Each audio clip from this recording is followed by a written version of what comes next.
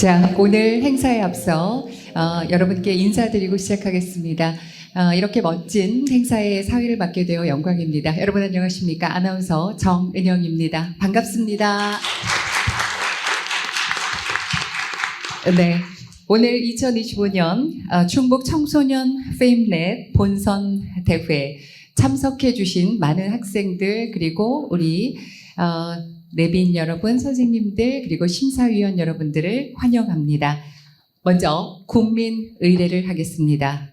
모두 일어서시어 무대에 국기를 향해 주시기 바랍니다. 몸이 불편하신 분들은 앉아서 예를 표하셔도 좋습니다. 국기에 대하여 경례.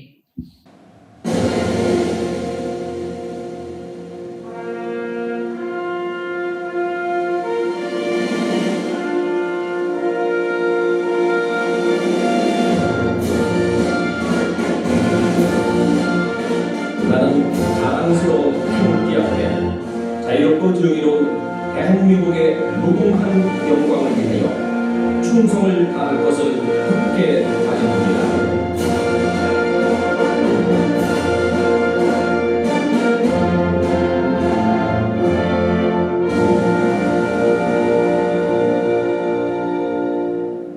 바로 모두 자리에 앉아주시기 바랍니다. 이하 의례는 생략하겠습니다.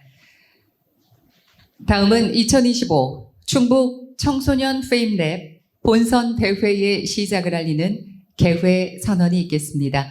개회 선언은 충북 과학문화거점센터 박병준 센터장님께서 해주시겠습니다. 센터장님을 큰 박수로 환영해 주시기 바랍니다. 어서 오십시오. 충북 과학문화거점센터 박병준 센터장님이십니다. 네, 2025 충북 청소년 페임랩 대회의 개막을 선언합니다.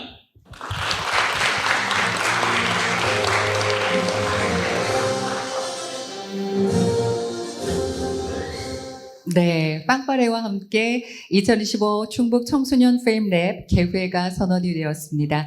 센터장님 한 번 더 와주십시오. 우리 충북과학문화거점센터 박병준 센터장님께서 여러분을 환영하는 그리고 오늘 행사를 축하하는 대회사를 함께 해주시겠습니다. 네, 여러분 반갑습니다. 오늘 대회에 참가해 주신 학생 여러분들 그리고 학부모님들 또 바쁘신 중에도 참석해 주신 심사위원을 비롯한 여러 관계자 여러분들 모두 감사드립니다. 저희 이 청소년 페임랩 대회가 올해로 6회째 맞이하는 대회입니다. 2000년부터 시작된 대회로서 이제 점점 더 자리를 잡아가고 있다는 느낌이 듭니다.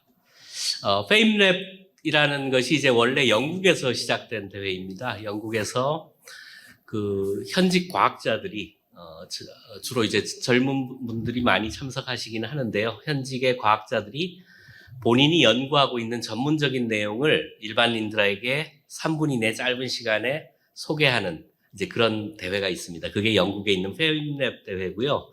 우리나라에서도 매년 대회가 개최되고 우리나라의 이제 우리나라 대회 우승자가 영국에 가서 세계 대회에 참가하는 그런 형태로 진행이 됩니다.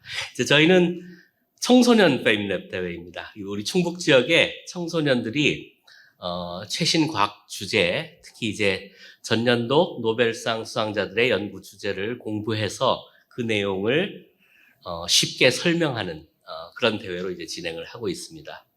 그래서 청소년 여러분들이 연구자들이 하는 이제 아주 어렵고 그런 내용들을 이해하기는 어려우시겠지만 연구의 어떤 핵심적인 아이디어 그리고 이제 그 결과, 파급성 이런 것들에 대해서는 이제 충분히 청소년 여러분들도 이제 공부를 하실 수 있겠다라고 생각을 했고 열심히 공부해서 그것을 잘 전달하는 거 이제 그것을 이제 한번 대회로 해보자는 기획 아이디어로 이제 시작이 되었는데 너무 이제 잘 운영이 되고 학생들에게도 인기가 있고 의미 있는 대회라고 해서 이제 지금 6년째 계속 되고 있고 앞으로도 계속 될 것 같습니다. 그래서 이 대회에서는 학생 여러분들이 이제 너무 어려운 얘기를 내가 잘 모르는 얘기를 하실 필요는 없다고 생각합니다. 내가 고등학생으로서 이해할 수 있는 수준에서 이해를 해서 그것을 잘 전달하는 이제 그런 능력, 그런 것이 가장 중요할 것 같고요. 그리고 이제 한마디만 더 붙이자면, 이제 저도 그렇고 이 앞에 계신 심사위원 교수님들 다 이제 과학자들이신데요. 이제 과학 연구를 하다 보면 연구를 잘하는 것도 중요하지만 다른 사람들하고 소통도 굉장히 중요합니다. 내 연구 결과를 잘 설명해서 이해시키고 공감을 이끌어내고 그것이 이제 우리 사회를 발전시키는 그런 방향으로 갈 수 있도록 하는 소통 역량이라는 게 이제 굉장히 중요한데, 이 대회로 이제 청소년 여러분들이 그런 역량을 키우는데도 좀 기여를 할 수 있으면 좋겠다 하는 생각이고요. 아무쪼록 이 대회 참가자 여러분들 오늘 떨지 말고 준비한 대로 실력 다 잘 발휘하시면 좋겠고, 앞으로도 공부 열심히 하고 소통 능력도 강화된 그런 훌륭한 미래 과학자가 되셔서 다시 만날 수 있는 날이 있기를 기대합니다. 감사합니다. 네, 고맙습니다. 네, 우리 센터장님께서 좋은 말씀으로 그리고 좋은 발표로 좋은 결과 이어지길 바라는 마음까지 함께 전해주셨습니다. 자, 다음은 오늘 공정하게 심사를 해주실 심사위원분들을 소개해 드리도록 하겠습니다. 한 분 한 분 소개해 드릴 때마다 큰 박수로 환영해 주시면 감사하겠습니다. 먼저 심사위원은 발표 주제와 관련된 전문위원으로 총 5분으로 구성되었습니다.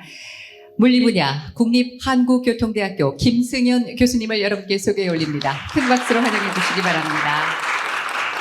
네. 다음은 환경공학 분야입니다. 국립한국교통대학교 이병찬 교수님이십니다. 네, 그리고 생화학 분야입니다. 충북대학교 조효재 교수님을 소개해 올립니다. 네, 다음은 과학교육 분야입니다. 충청북도 교육청 황경하 장학사님 함께해 주셨습니다. 네, 고맙습니다. 다음은 물리교육 분야입니다. 제천여자중학교 김정욱 선생님 여러분께 소개해 올립니다. 네, 바로 여러분 과학 꿈나무들의 경연대회를 지켜보시면서 오늘 공정한 심사를 해주실 텐데요.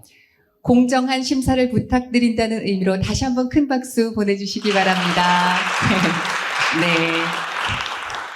자, 다음은 심사평가에 대해서 말씀드리겠습니다. 평가는 총 6개 항목으로 항목별 배점이 다릅니다. 평가 기준은 먼저 발표 장소, 이곳, 공간 활용, 그리고 3분 이내 발표 분량을 지켰는가, 바로 적절성에 10점, 그리고 발표자의 말과 몸, 동작, 적극성을 보였는가, 네, 태도 점수 10점입니다. 다음은 발표 주제에 대해서 아까 센터장님께서 말씀하셨던 것처럼 너무 어렵게가 아니라 제대로 이해하고 전달하였는가, 이해도에 30점입니다. 그리고 발표 주제에 대한 창의성을 충분히 발휘하였는가, 창의성에 30점. 그리고 발표자는 관객과의 소통을 위해 노력하였는가, 소통 점수 10점. 그리고 과학 문화 홍보 그리고 확산에 이바지하였는가, 기대 성과에 10점. 이렇게 총 100점 만점으로 평가를 우리 심사위원분들께서 하시게 되겠습니다. 오늘 대회는 충북과학문화거점센터가 주관합니다. 그리고 과학기술정보통신부 복권위원회, 충청북도, 그리고 충청북도 교육청, 한국과학창의재단, 국립한국교통대학교가 후원하는 그런 행사가 되겠습니다. 아까 센터장님께서 말씀하셨던 것처럼 충북 청소년 페임랩은 2020년도에 개최를 시작으로 올해로 6번째 맞이하고 있는데요. 이번 대회는 총 18명의 학생이 예선을 통과했습니다. 그런데 요즘 독감이 유행이잖아요. 한 학생이 독감에 걸려서 오늘 본선 경연에 참가하지 못하게 됐습니다. 그래서 모두 17명의 학생이 오늘 바로 이 무대 위에서 실력을 펼치게 되겠습니다. 자, 이제 발표자 안내사항, 바로 이제 발표가 시작될 텐데요. 발표자 안내사항입니다. 자, 발표 전에 나오시면 자기소개를 하셔야겠죠. 학교, 학년, 이름, 그리고 여러분께서 발표하실 주제와 발표 동기 등을 간략하게 말씀해 주시기 바랍니다. 자기소개는 발표 시간에 포함되지 않습니다. 자, 시간은 타종소리로 함께 하겠는데요. 본 경연은 시작을 알리는 종소리 한번 들어보시겠습니다. 네. 그리고 발표 시간을 알리는 벨소리가 2회 울리게 됩니다. 여러분께 주어진 시간이 3분입니다. 2분 30초, 바로 첫 번째 2분 30초가 되었습니다. 라는 사인으로 종소리가 울립니다. 울려주세요. 그리고 마지막 벨소리는 3분, 이제 마치셔야 합니다. 하고 또 종소리가 들릴 거예요. 네. 이렇게 3분 이내로 발표를 하시고 소통하셔야 됩니다. 여러분께서 아까 리허설 하실 때 보았더니 간단한 소품들을 준비하신 분들도 많이 계세요. 판넬이라든가 보드, 또 자료, 적극 활용해서 발표하실 수 있습니다. 그러나 3분이 지나면 아무리 잘해도 그때부터는 감점이 시작됩니다. 자, 시간 꼭 지켜주시고요. 말씀드렸던 것들을 잘 지켜서 오늘 아마 준비한 것 이상으로 하기는 좀 힘들지도 몰라요. 왜냐하면 나오시면 또 굉장히 떨려 하시거든요. 많은 노력과 준비를 한 만큼 오늘 후회 없이 보여주시기 바랍니다. 많은 응원의 박수, 내가 누군가를 응원했을 때, 또 내가 발표했을 때 응원을 받을 수 있다라는 마음으로 응원도 열심히 많이 해주시기 바라겠습니다. 자, 그럼 지금부터 열정의 무대, 페임랩 경연을 시작하겠습니다. 자, 오늘 대회는 중등부 먼저 시작을 하도록 하겠습니다. 첫 번째 경연을 선보일 참가자는 복대중학교 1학년 김나우 학생입니다. 첫 번째 발표라서 더 많이 떨릴 수가 있을 겁니다. 여러분께서 많이 박수 쳐주시고 그리고 함께 호응해 주시면 감사하겠습니다. 자, 첫 번째 학생이기 때문에 떨지 말라고 다시 한번 큰 박수 보내주시면 감사하겠습니다.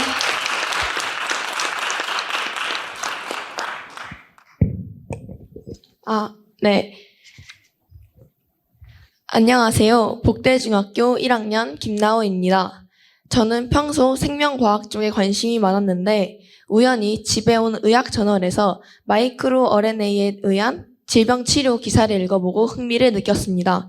그래서 이번 페인랩 주제를 마이크로 RNA로 선택하게 되었습니다. 그럼 발표 시작하겠습니다. 마이크로 RNA에 대해 설명하기 전 이해를 돕기 위해 DNA, RNA의 생명 현상에 대한 이야기를 먼저 해보겠습니다. 생명체는 DNA의 유전 정보가 단백질로 발현되는 생명 중심의 원리에 따라 DNA의 유전 정보가 RNA에 전달되고 RNA에 따라 아미노산이 결합하여 단백질이 만들어지게 됩니다. 저는 이 생명 현상을 공장으로 비유를 해보겠습니다. 세포는 단백질을 만들어내는 공장이고 DNA는 단백질 정보를 담은 설계도, RNA는 이 설계도의 부분 사본입니다.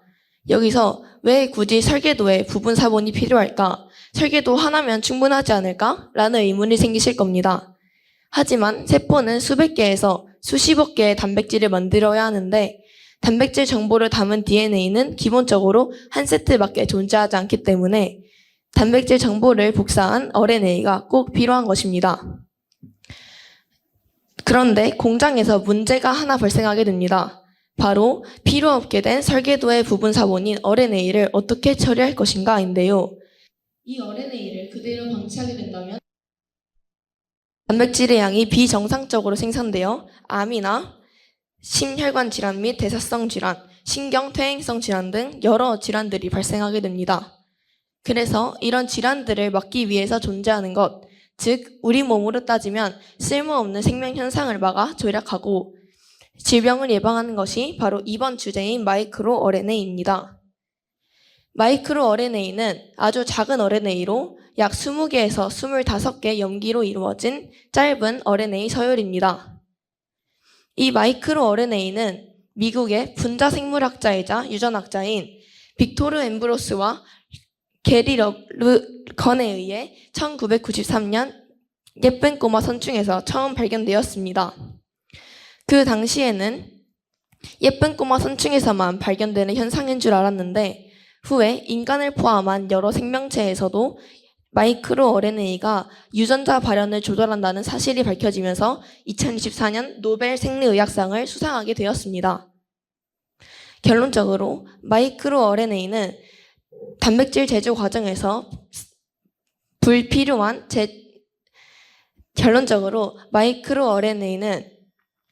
단백질 제조 과정에서 불필요한 흐름을 조절하는 작은 조절자이고 그 기능적 변이는 다양한 질병과 밀접하게 관련이 있다는 것입니다.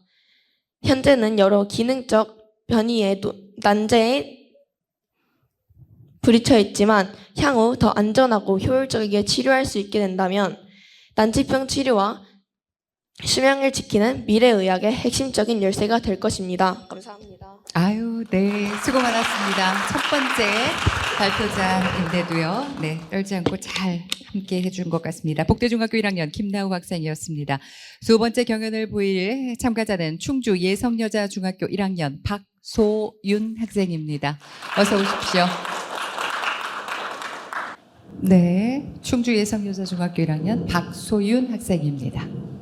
안녕하세요. 저는 예성여자중학교 1학년 박소윤입니다. 저는 예전부터 아빠와 닮았다는 말을 많이 들었습니다. 심지어 아빠는 나중에 너무 저에게 아빠인 걸 알고 먼저 인사를 꺼냈다라고 말씀하셨습니다. 아빠와 제가 그렇게 닮았다는 무엇 때문일까? 그것만큼 사는 개인의 유전 정보를 갖고 있는 DNA가 있다는 것을 알게 아빠와 저의 DNA가 얼마나 비슷한지 궁금해서 이 길레를 선택하게 되었습니다.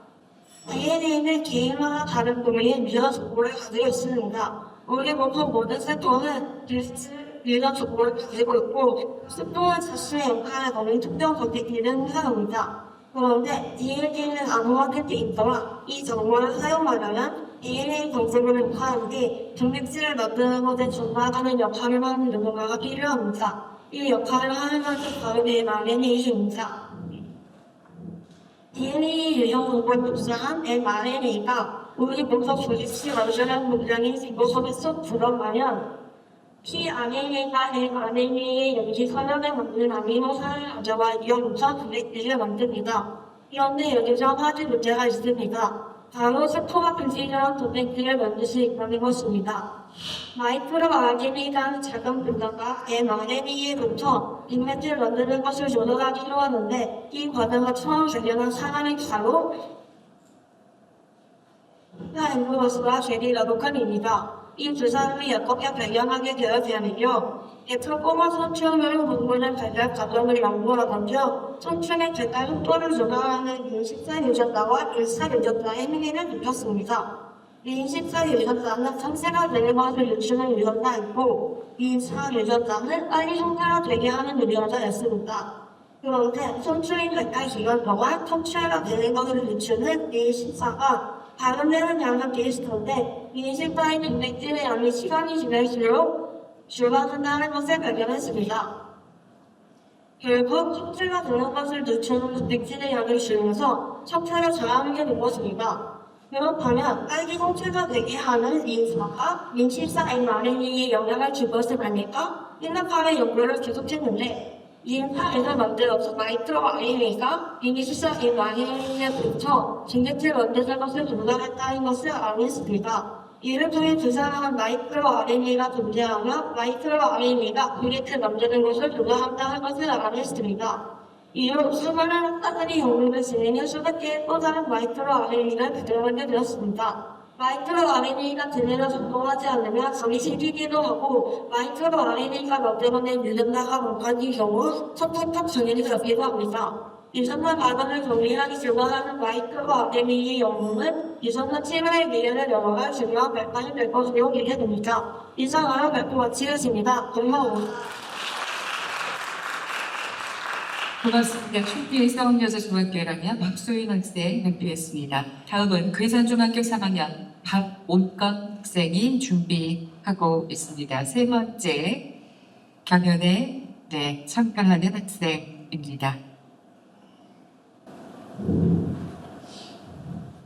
안녕하세요. 저는 괴산중학교 3학년 박온건입니다. 제가 선택한 주제는 AI 단백질 구조 예측입니다. 제가 평소에 자주 사용하는 AI가 단백질 구조 예측을 통해 질병을 고칠 수 있다는 점이 흥미로워서 이 주제를 선택하게 되었습니다. 그럼 발표 시작하겠습니다. 우리 몸에서 단백질이 부족하면 어떤 현상이 일어나는지 아세요? 사진 속 고통스러워 보이는 이 아이는 단백질 결핍으로 인해 쿼시오카병에 걸렸습니다.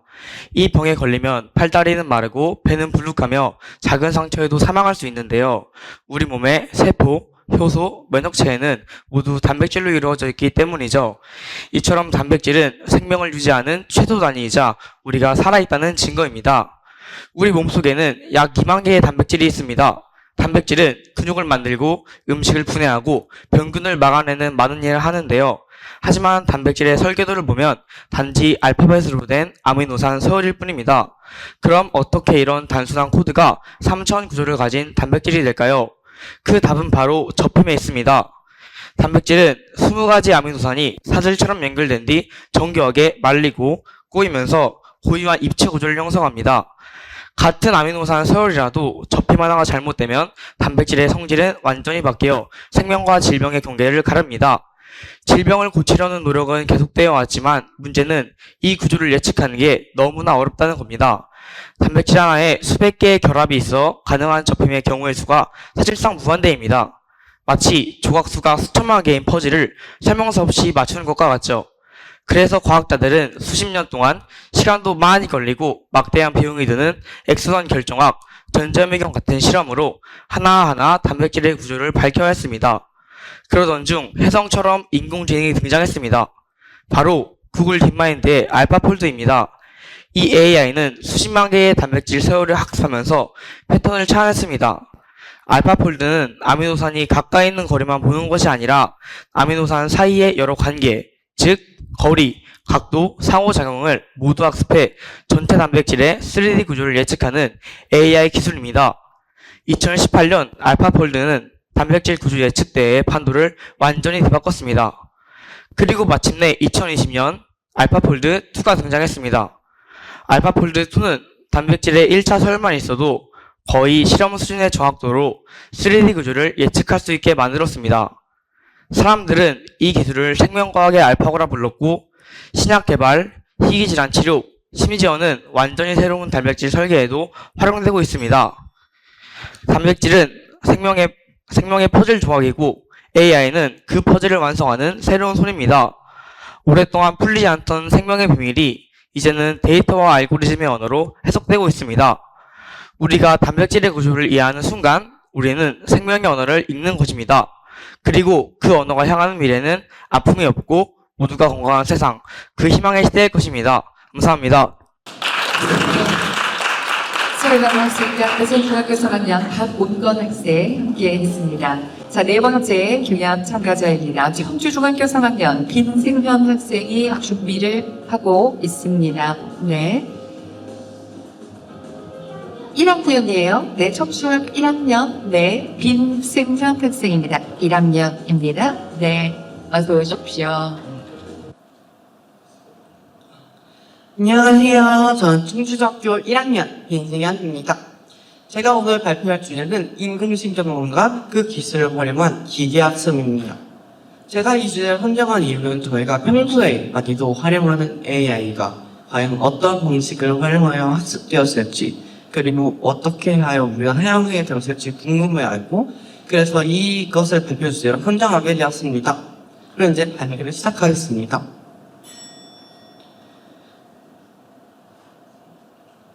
여러분들은 혹시 오늘 이렇게 오시기 전에 AI를 활용하시는 분이 있으실까요? 혹시 무슨 AI를 활용하셨을까요? 챗GPT를 활용했습니다. 네, 그 챗GPT와 더불어 예를 들면 우리가 얼굴 인식하여 장벽을 해제하는 것 또는 다양한 번역만을 활용하여도 저희는 이미 실생활에서 AI를 활용하고 있습니다. 그리고 이 AI의 기술의 토대가 된 것이 바로 있습니다. 바로 퍼셉트론입니다. 이 모델로부터 AI가 시작되었는데 1950년 로젠블렛은 이 AI가 스스로 학습을 할 수 있다고 주장하였습니다. 하지만 너무 단순한 나머지 여러 복잡한 많은 문제를 학습하지 못하였고 그래서 사람들은 AI는 불가능하다라는 이론에 휩싸이게 되었습니다. 그러나 과학자들의 노력은 결국 과학자들의 노력을 버리지 않았습니다. 그래서 과학자들은 여러 가지 방법을 생각해 보았는데 그 과학자들이 생각한 방법 중 하나가 바로 이런 심층신경망입니다.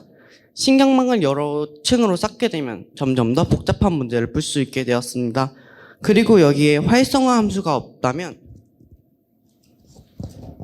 이 심층신경망은 단순한 계산기에 불과합니다. 활성화 함수는 AI가 복잡한 문제를 풀 수 있도록 도와주는 스위치와 비슷한 역할을 하게 됩니다. AI는 결코 우리가 만든 수식을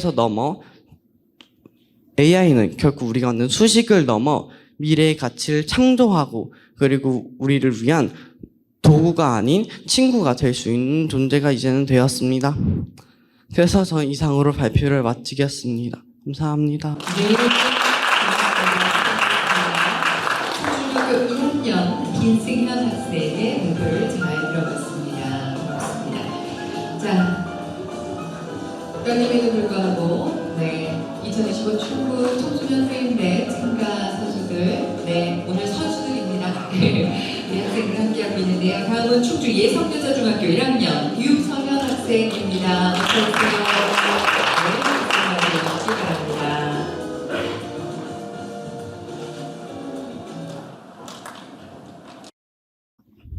안녕하세요. 저는 예성여자중학교 1학년 유서연입니다. 저는 평소에 챗GPT와 같이 인공지능을 자주 사용하면서 이 주제에 관심을 가지게 되었는데요. 그럼 지금부터 발표 시작하겠습니다. 먼저 인공신경망이란 무엇일까요? 인공신경망은 사람의 뉴런 구조를 본떠 만든 컴퓨터 학습 모델입니다. 사람의 뉴런은 정보를 입력받는 덴드라이트, 계산하는 소마, 출력하는 엑손으로 이루어져 있는데요. 이런 구조가 인공신경망에서는 입력층, 노드, 출력층으로 이루어져 있습니다. 이와 같은 구조는 초기의 인공신경망인 펍세트론에서도 똑같이 적용되는데요. 펍세트론은 인공신경망의 가장 기본적인 형태이자 처음으로 만들어진 것인데요. 펍세트론의 입력층에서는 데이터를 받고 그 데이터를 각각의 가중치와 곱한 뒤 모두 더해 노드에 전달합니다.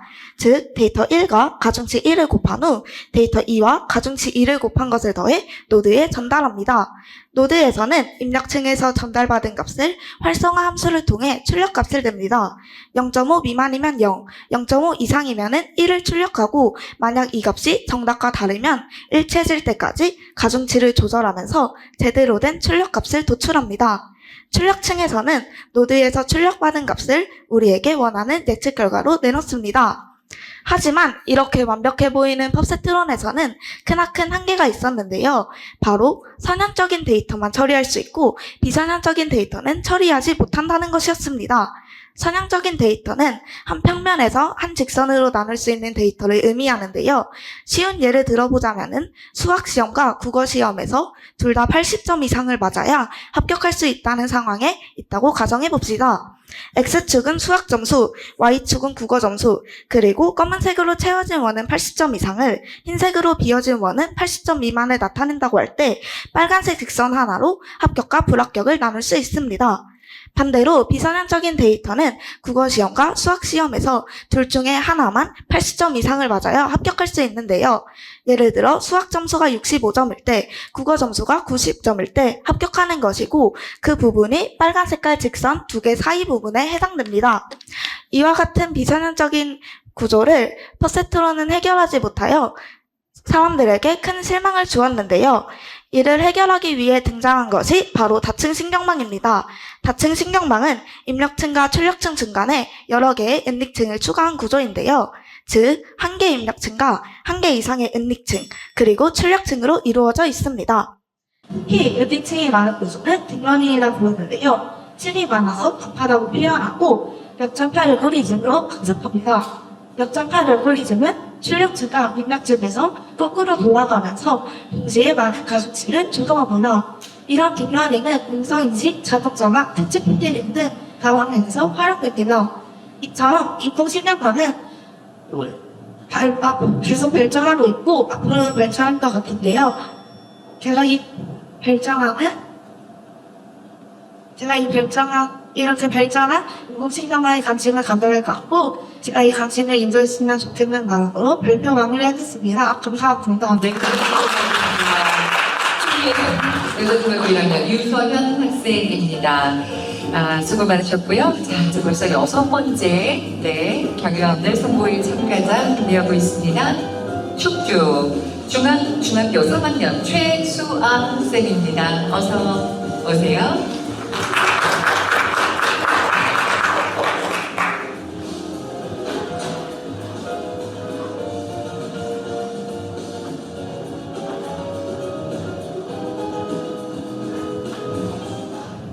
안녕하세요. 충주중앙중학교 3학년 최수아입니다.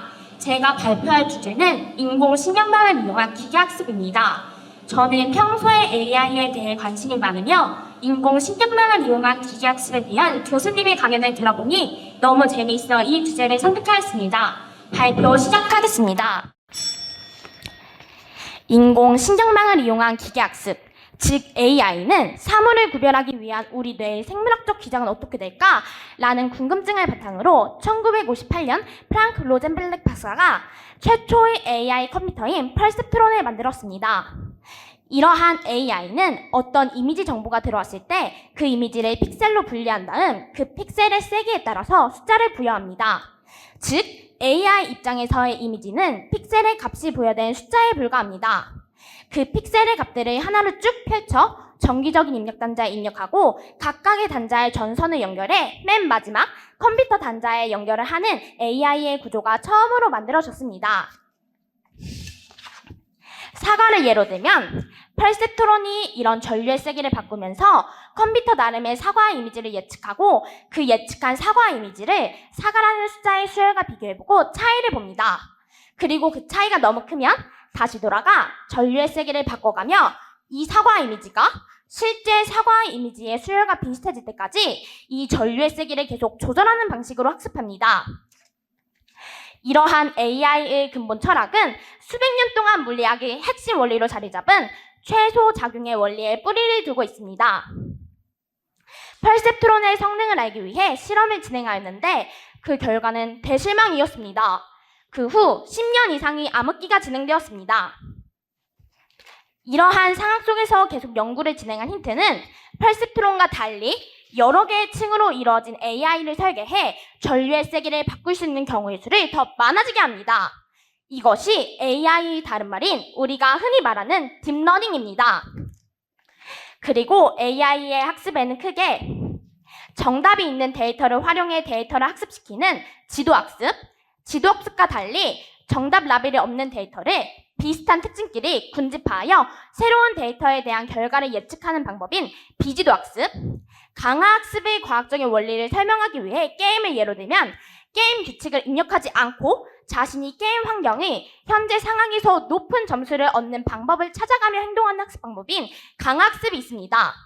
비지도학습은 주로 무인 자동차의 핵심 기술인 사물 인식용으로 사용되는 등 이러한 AI는 사회의 모든 분야에서 사용되며 일상생활에서 꼭 필요한 존재가 되었습니다. 저는 이 주제를 통해 AI가 만들어진 계기와 AI가 물리학의 한 종류인 것을 알게 되었고 AI가 우리 삶과 업무에 더 깊이 통합될 것을 기대해 봅니다. 그리고 우리는 딥러닝과 관련된 윤리적, 사회적 문제에 진지하게 직면해야 합니다. 감사합니다. 네, 수고 많으셨습니다. 충주중학교 3학년 최수아 학생 함께 했습니다. 자, 벌써 지금 중등부 함께하고 있는데요. 7번째 경연 참가자입니다. 충주 예성여자중학교 3학년 최효원 학생 입장합니다. 박수로 맞이해 주시면 감사하겠습니다. 안녕하세요.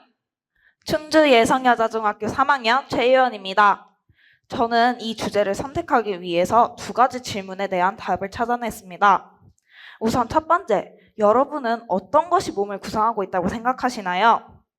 그럼 발표 시작해 보겠습니다. 우선 앞서한 말을 먼저 해보자면 물, 세포, 지방, 단백질 여러 가지 답이 있습니다. 저는 그 중에서도 살과 근육, 머리카락 등을 구성하는 단백질에 관해 알아보겠습니다. 단백질은 아주 작은 아미노산들의 펩타이드 결합으로 이루어져 있습니다.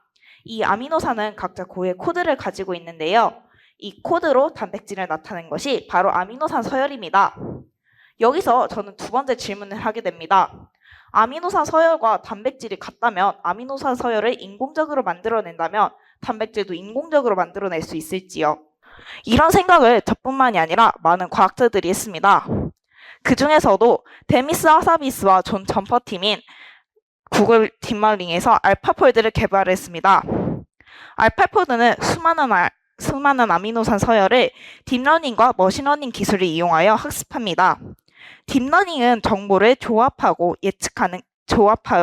분석하는 기술이고 머신러닝은 이 학습한 기술을 최종 예측을 하는 기술입니다.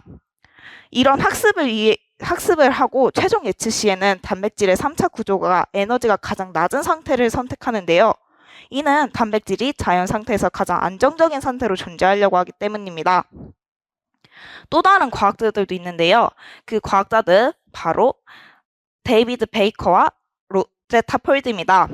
로제타 폴드는 정확한 아미노산 서열을 알고 있으면 그 아미노산 서열과 비슷한 서열을 찾게 됩니다. 그 비슷한 서열에서 아미노산 연결 형태를 예측하게 되고 이로써 최종 단백질의 3차 구조를 예측하는 AI입니다. 지금 이 두 AI 모두 많은 과학계에서 단백질의 3차 구조를 예측하는 데 사용되고 있습니다. 단백질의 3차 구조를 예측하면 어떤 일이 생기는지 궁금하지 않으신가요? 우리는 백신 개발과 인공장기 등 많은 곳에서 단백질의 3차 구조를 볼 수 있습니다. 우리의 몸과 연결된 단백질의 3차 구조, 앞으로도 많이 발전되는 기술이 기대되지 않으시나요? 이상으로 발표 마치겠습니다. 감사합니다. 충주 예성여자 중학교 3학년 최호원 학생이었습니다. 자, 이제 마지막 중학생 참가자입니다. 충주 중앙중학교 3학년 허예진 학생입니다. 어서 오세요. 네, 박수 주십시오.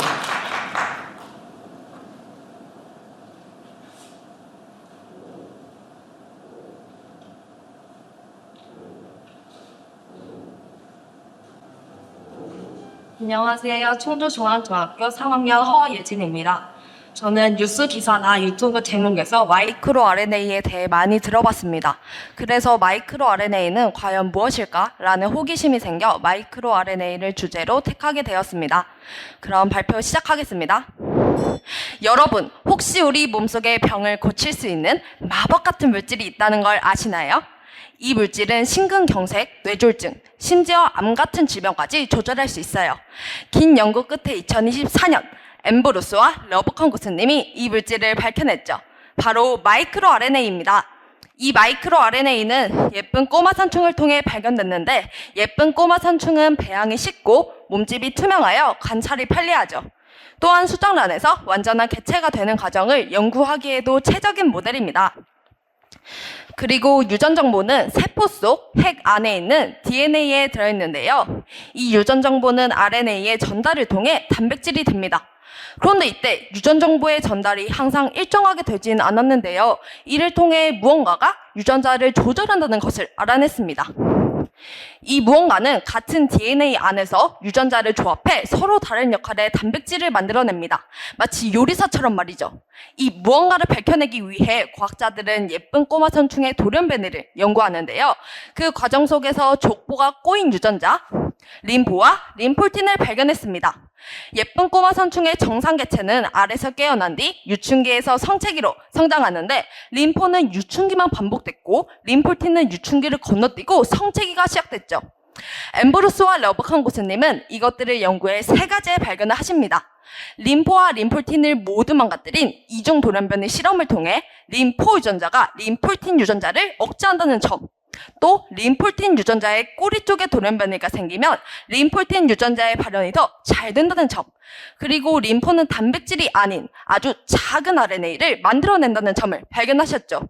이 세 가지의 발견 뒤 두 교수님은 림포의 작은 RNA가 림폴틴의 mRNA에 가서 결합할 수 있다는 것을 알아냈는데요. 이것은 림포의 작은 RNA가 림폴틴 유전자의 발현을 조절할 수 있음을 확인한 것입니다. 여기서 림포의 작은 RNA가 바로 처음에 말했던 마이크로 RNA였던 거죠. 이후 인간에게서도 레7이라는 마이크로 RNA가 발견되며 엠브로스와 러브칸고스님은 노벨 생리의학상을 수상하게 됩니다. 즉 마이크로 RNA는 유전자의 발현을 조절하는 물질인데요. 이것은 세포 안에서 특정 mRNA를 표적으로 삼아 단백질 생성, 즉 번역 과정을 억제하거나 분해시키는 역할을 합니다. 이러한 과정을 통해 세포 분열, 분화, 사멸 같은 핵심 생명활동을 정교하게 조절하며 다양한 질병의 발생과 진행에도 큰 영향을 미치는 중요한 요소로 작용하죠. 이렇게 대단한 마이크로 RNA, 앞으로 세상에 어떤 변화를 가져올까요? 감사합니다. 중학교 3학년 허예진 학생까지 중등부 강연 참가자들의 3분 발표를 모두 들어봤습니다. 순식간에 발표를 하신 것 같아요. 굉장히 열심히 또 발표를 듣는 여러분의 모습도 좀 인상 깊었는데요. 잠시 우리 심사위원님들 굉장히 집중하시면서 그 항목별로 점수를 매기시느라 아주 분주한 모습을 보여주고 계시는데요. 잠시 심사평을 들어보는 시간을 갖도록 하겠습니다. 이 5분의 심사위원분들 가운데 어떤 분이 먼저 해주실까요?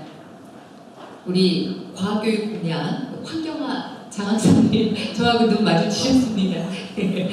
마이크를 좀 잠깐 주시면 감사하겠는데요. 예, 어떻게 보셨습니까? 네, 우선 여러분들 많이 긴장됐을 텐데 이렇게 열심히 해주셔서 너무 감동을 받았습니다. 많이 떨렸죠? 네, 3분 안에 자기 생각을 정리해서 발표한다는 게 쉬운 일이 아닌데 또 어려운 개념까지 잘 정리해서 발표해준 모습에 너무 큰 감동을 받았고 오늘 중등부 너무 고생했고요. 고등부 심사도 열심히 지켜보도록 하겠습니다.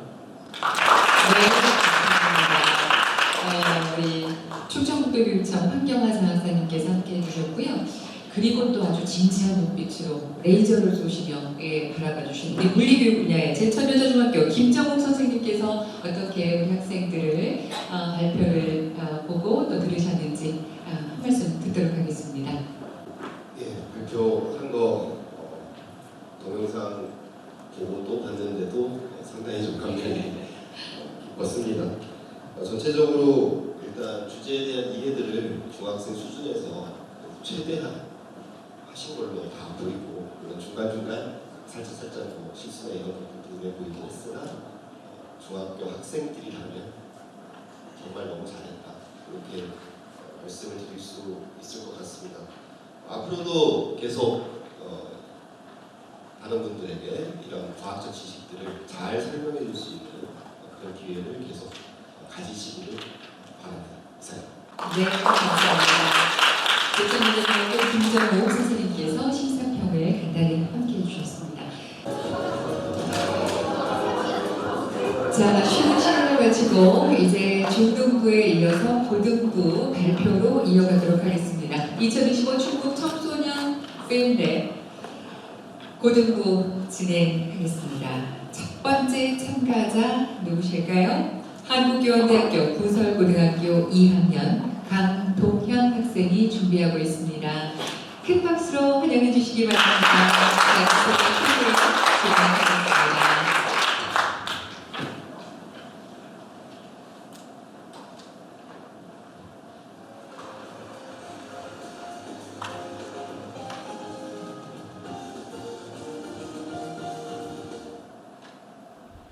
안녕하십니까. 저는 오늘 2025학년도 충북 청소년 페임랩에 참가하게 된 한국교원대학교 부설고등학교 2학년 강동현입니다.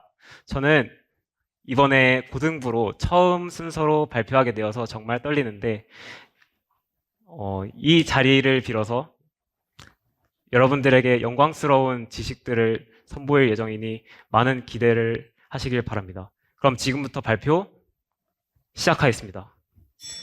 여러분, 처음에 먼저 제가 퀴즈를 낼 건데, 자, 답을 맞추시면 되겠습니다. 자, 대한민국! 어떻게 맞추셨죠?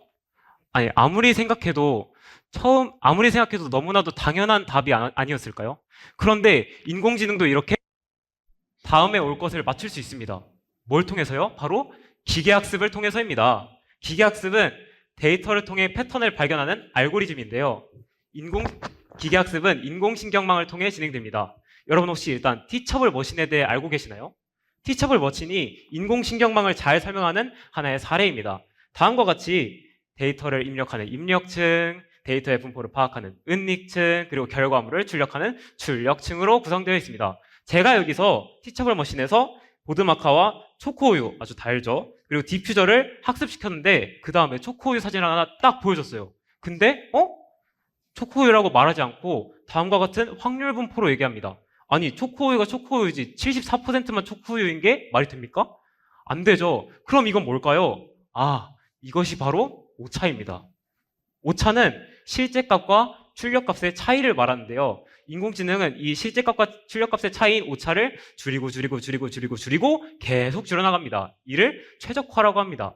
이 과정을 우리가 마치 공부를 할 때 왜 틀렸지? 를 생각하면서 정답에 가까워지는 것에 비유할 수 있습니다. 이 과정을 통해서 오차는 계속 줄어들고 확률 분포는 실제 데이터 분포와 유사해지게 되겠죠. 이러한 방식으로 인공지능은 학습을 하는 것입니다. 힌트는 기계학습에서 인공지능이 데이터를 자율적으로 학습할 수 있는 방법을 제시함으로써 오늘날의 인공지능 시스템의 기초를 마련한 공로를 인정받아 노벨상을 수상하게 되었습니다. 자, 기계학습을 이용한 연구는 다양한 영역에서 진행되고 있는데요. 2020년 플라멘의 중성자별 중력파 탐지 연구에서는 다음과 같은 그래프가 제시되어 있는데 기계학습을 활용하여 모델이 탐지한 신호가 잡음인지 중력파인지를 구별해내는 연구를 했습니다. 그리고 2024년 올해 카이스트 연구팀에서는 기계학습을 활용하여 단백질의 입체 구조를 분석하여 약물 후보 물질 설계에 성공하였습니다. 그리고 2017년 칼레오의 논문에서는 인간이 해결하기 어려운 양자 다체계에서 양자 상태에 따른 파동함수를 인간보다 더 정밀하게 근사시켰습니다. 이처럼 기계학습은 우주의 거대한 미시적인 거대한 구조, 그 다음에 인간의 생명, 그 다음에 아주 조그만한 물질들까지 학습해내며 인류의 연구를 지속시켜 주었습니다. 미래에는 과연 어떻게 될까요? 아마 최적화 과정을 계속 거쳐서 오차가 좀 더 줄어들지 않을까요? 이러한 시대에 살 사람들은 바로 저와 여러분들입니다.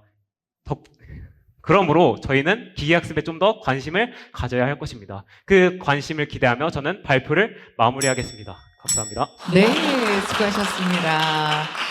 한국교원대학교 부설고등학교 2학년 강동현 학생 첫 번째 고등부 발표자로 함께 해주셨습니다. 자, 두 번째 참가자는 세명고등학교 1학년 김효아 학생이 준비하고 있습니다. 자, 준비한 소품 들고 입장해 주세요. 네, 어서 오십시오. 자기소개 후에 바로 진행을 해주시면 되시겠습니다.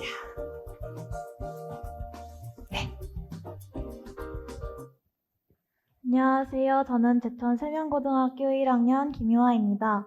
저는 평소 마트나 물품을 파는 곳에 가면 다양한 종류의 단백질 보충제를 판매하는 것을 볼 수 있었는데요. 이것을 보고 왜 사람들은 단백질을 섭취하려고 할까라는 궁금증을 가지게 되었습니다. 하지만 이후 통합과학 시간, 단백질과 효소에 대해 배우며 단백질이 이렇게 중요한 기능을 하기 때문에 사람들이 단백질을 섭취하는구나 라는 것을 알게 되었습니다. 하지만 단백질은 우리의 몸에 이로운 영향만을 주지는 않습니다. 단백질이 손상되거나 어떻게 하면 변형이 된다면 그 질병을 일으키기도 합니다. 과학자들은 그것을 억제하기 위해 신약을 개발하는데요. 이러한 약을 개발하는 과정에서 단백질 구조를 예측하기 위해 수많은 시간을 들인다고 합니다. 이것에 대해 저는 쉽고 재밌게 설명해 보기 위하여 AI 알파폴드에 대한 주제를 선택하게 되었습니다. 발표 시작하겠습니다.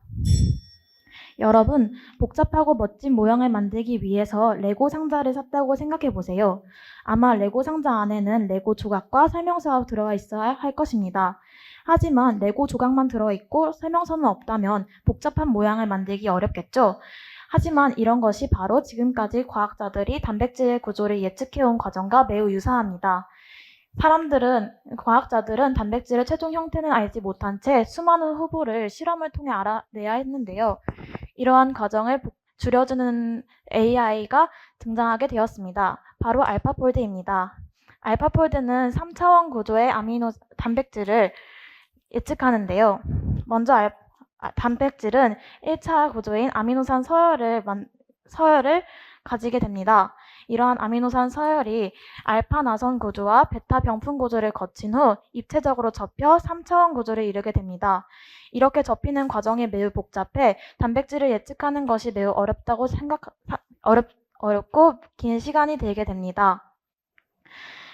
하지만 알파폴드는 이러한 단백질을 4단계의 진화적 추리 과정으로 예측을 할 수 있게 됩니다.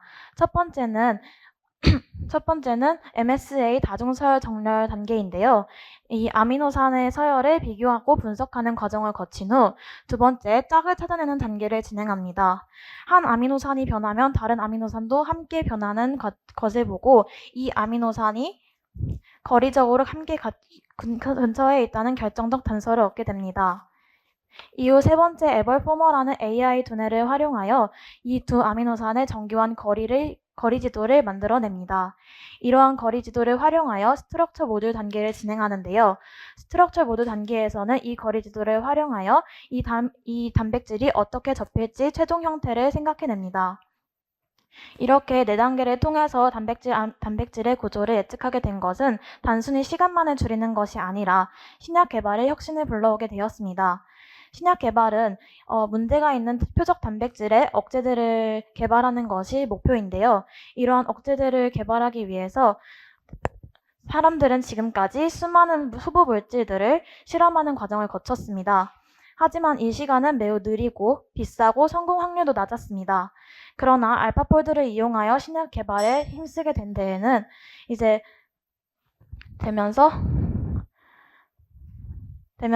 시간도 줄여지고 비용도 감소되고 성공 확률도 놀라울 정도로 높아지는 결과를 보여주게 되었습니다. 이후 우리는 팬데믹의 같은 갑작스러운 상황에도 알파폴드와 같은 단백질 구조 예측을 활용하여 팬데믹에 신속하게 대응할 수 있게 될 것이고 앞으로의 난치병과 암 같은 신약이 아직 개발되지 않은 질병에도 확실한 미래를 보장할 수 있을 것이라고 생각합니다. 감사합니다. 네, 고맙습니다. 두 번째, 고등학생, 세면고등학교 영역 김호왕 학생이었고요. 자, 세 번째 서면 참가자 준비해 주시기 바랍니다. 한국교원대학교 부설고등학교 2학년입니다. 류상현 학생 입장하고 있습니다. 찍어주고 주시기 바랍니다.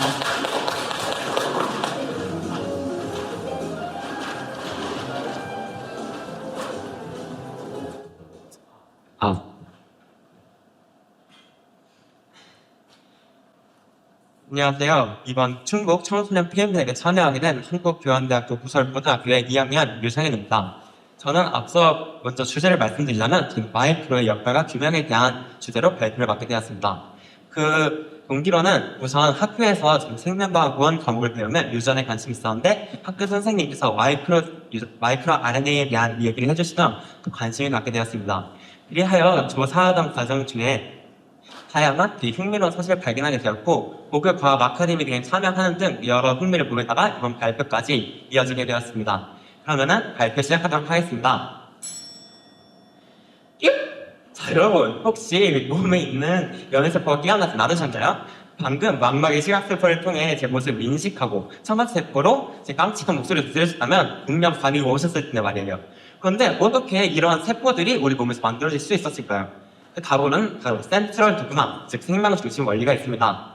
이는 DNA의 유전 정보가 RNA로 전사되고 RNA의 염기 서열 정보에 따라 각각의 단백질이 형성되는 과정인데요. 이러한 과정을 연구하면서 어느 두 연구자가 그게 여기 원리의 핵심 요소를 발견했습니다. 그것이 바로 마이크로 RNA였습니다. 여기서는 딥프 앰브로스 교수와 게리 러브큰 교수가 각각의 예쁜 꼬마 선충의 생장 시기를 조절하는 린4 유전자와 린14 유전자를 연구하는데요. 이름도 참 복잡하죠. 그런데 이러한 연구를 통해서 상체의 발달 과정에서 린4 유전자가 린14의 RNA 발현을 억제한다는 사실을 발견하였습니다. 즉, 린4 유전자가 필요하지 않은 세포의 형성은 억제하고 정말로 필요한 세포만 만들게 하는 중간 스위치 역할을 한 것입니다. 그리고 이는 기존의 mRNA와 달리 매우 짧은 비번역 RNA로서 이것이 바로 마이크로 RNA다 라는 점을 알아내었습니다.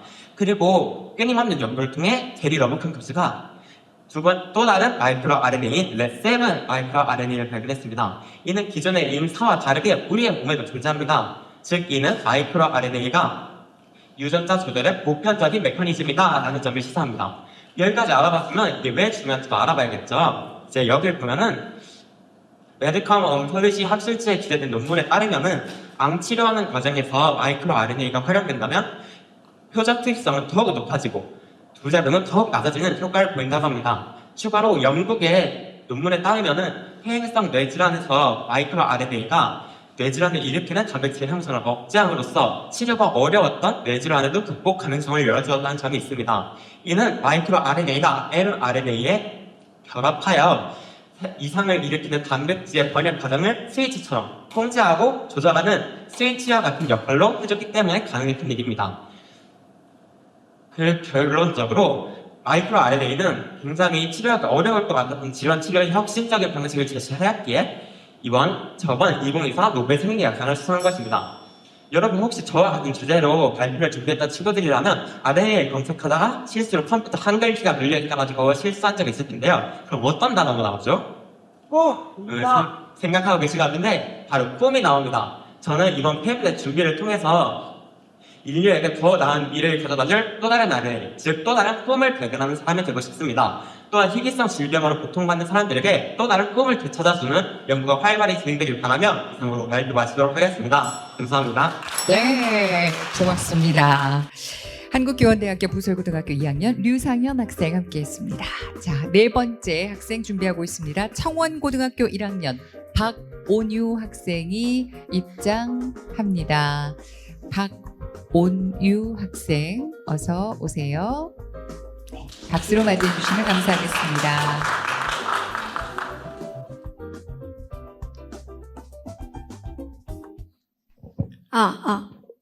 네, 안녕하세요. 저는 청원고등학교 1학년 박온유라고 합니다. 저는 이번 페임랩 대회의 주제가 저의 관심사와 되게 연관이 깊었기 때문에 이 페임랩 주제에 대해 탐구하고 그걸 여러분들께 잘 전달해 드리는 경험을 쌓고 싶어서 이번 대회에 참가를 하게 되었습니다. 제가 오늘 발표할 주제는 AI 단백질 구조 예측 기술인 알파폴드입니다. 단백질은 이 아미노산 서열에 따라서 구조가 엄청 다양해지는 특징을 가지고 있는데요. 그래서 이 구조를 잘만 이해한다면 의학이나 아니면 생명과학 분야에서 엄청난 혁신을 이끌어낼 수 있는 그런 가능성이 열리게 됩니다. 그런데 이 단백질 구조의 경우의 수가 너무 많기 때문에 이 문제를 해결할 수 없다는 그런 문제점이 있었는데요. 이를 알파폴드라는 인공지능이 해결해 준다는 점에서 큰 흥미를 느껴 이번 주제를 이 주제로 선정을 하게 되었습니다.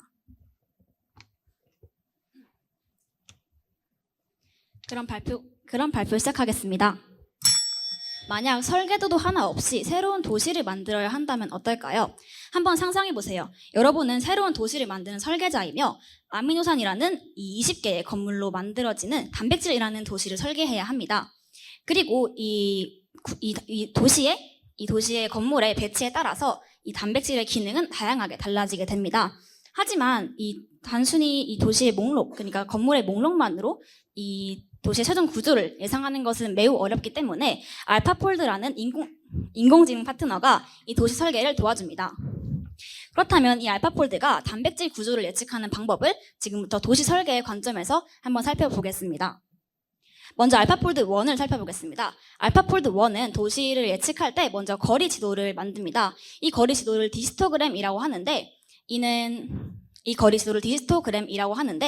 이는 어떤 건물과 어떤 건물이 얼마나 떨어져 있는지를 확률적으로 계산한 설계 초안 같은 것입니다. 그리고 이 디스토그램을 만들기 위해 MSA, 즉 다중서열 정렬이라는 다중서열 정렬을 통해 공진화라는 개념을 바로 여기서 나오게 되는데요. 공진화라는 개념이란 하나의 병원이 있으면 그 옆에 약국이 생기는 것처럼 어떤 아미노산이 변화할 때는 그 아미노산과 함께 움직여야 하는 다른 아미노산이 존재합니다. 그래서 알파폴드 1은 바로 이런 공진화를 통해서 구조의 단서를 얻어 이 단백질의 구조를 예측합니다. 하지만 이 정보만으로 완성된 3차원 도시를 만들기에는 한계가 있기 때문에 알파폴드 2라는 새로운 파트너가 등장합니다. 이 파트너가 가진 도시 설계 방식은 조금 다른데요. 알파폴드 2는 에보포머라는 일종의 AI 뇌를 지니고 있습니다. 이 뇌 내부에서는 세 가지의 핵심 연산이 이루어지는데 먼저 첫 번째로 어텐션 연산입니다. 어텐션 연산은 도시의 전체 구조를 위에서 바라보며 어떤 건물들이 서로 관련되어 있는지를 파악하는 과정입니다. 그리고 두 번째로 트라이앵글 업데이트라는 그 과정에서는 이 세 개의 도시가 이루고 있는 삼각형을 기준으로 이 도시 구조의 정확도, 즉 도시가 만들어내는 그 정확도를 분석하여 도시의 안정성을 높이는 그런 과정입니다. 그리고 세 번째로 리사이클링 과정에서는 이 지금까지 만들었던 설계도를 다시 가져와서 그 반복적으로 수정함을 통해서 도시의 완성도를 높이는 과정입니다. 이렇게 설계가 끝나면 알파폴드는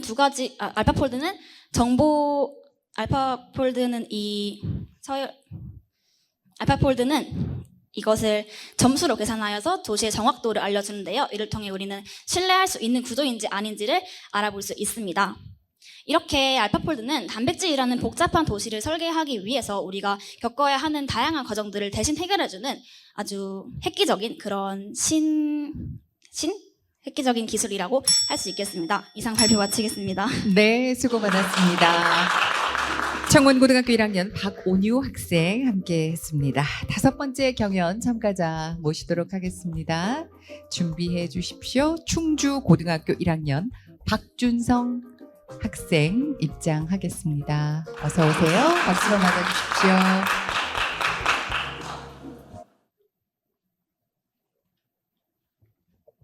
네, 안녕하세요. 충주고등학교 1학년 박준성입니다. 여러분, 일상생활에서 챗 GPT, 제미나이와 같은 이런 인공지능들 굉장히 많이 활용하실 텐데요. 혹시 이런 인공지능 어떻게 개발되었는지 원리를 알아보신 적이 있으신가요? 저는 오늘 이러한 인공지능 그리고 머신러닝, 더 나아가 딥러닝까지 포함하여 어떻게 개발되었는지 개발 과정과 원리에 대해서 설명드리고자 합니다.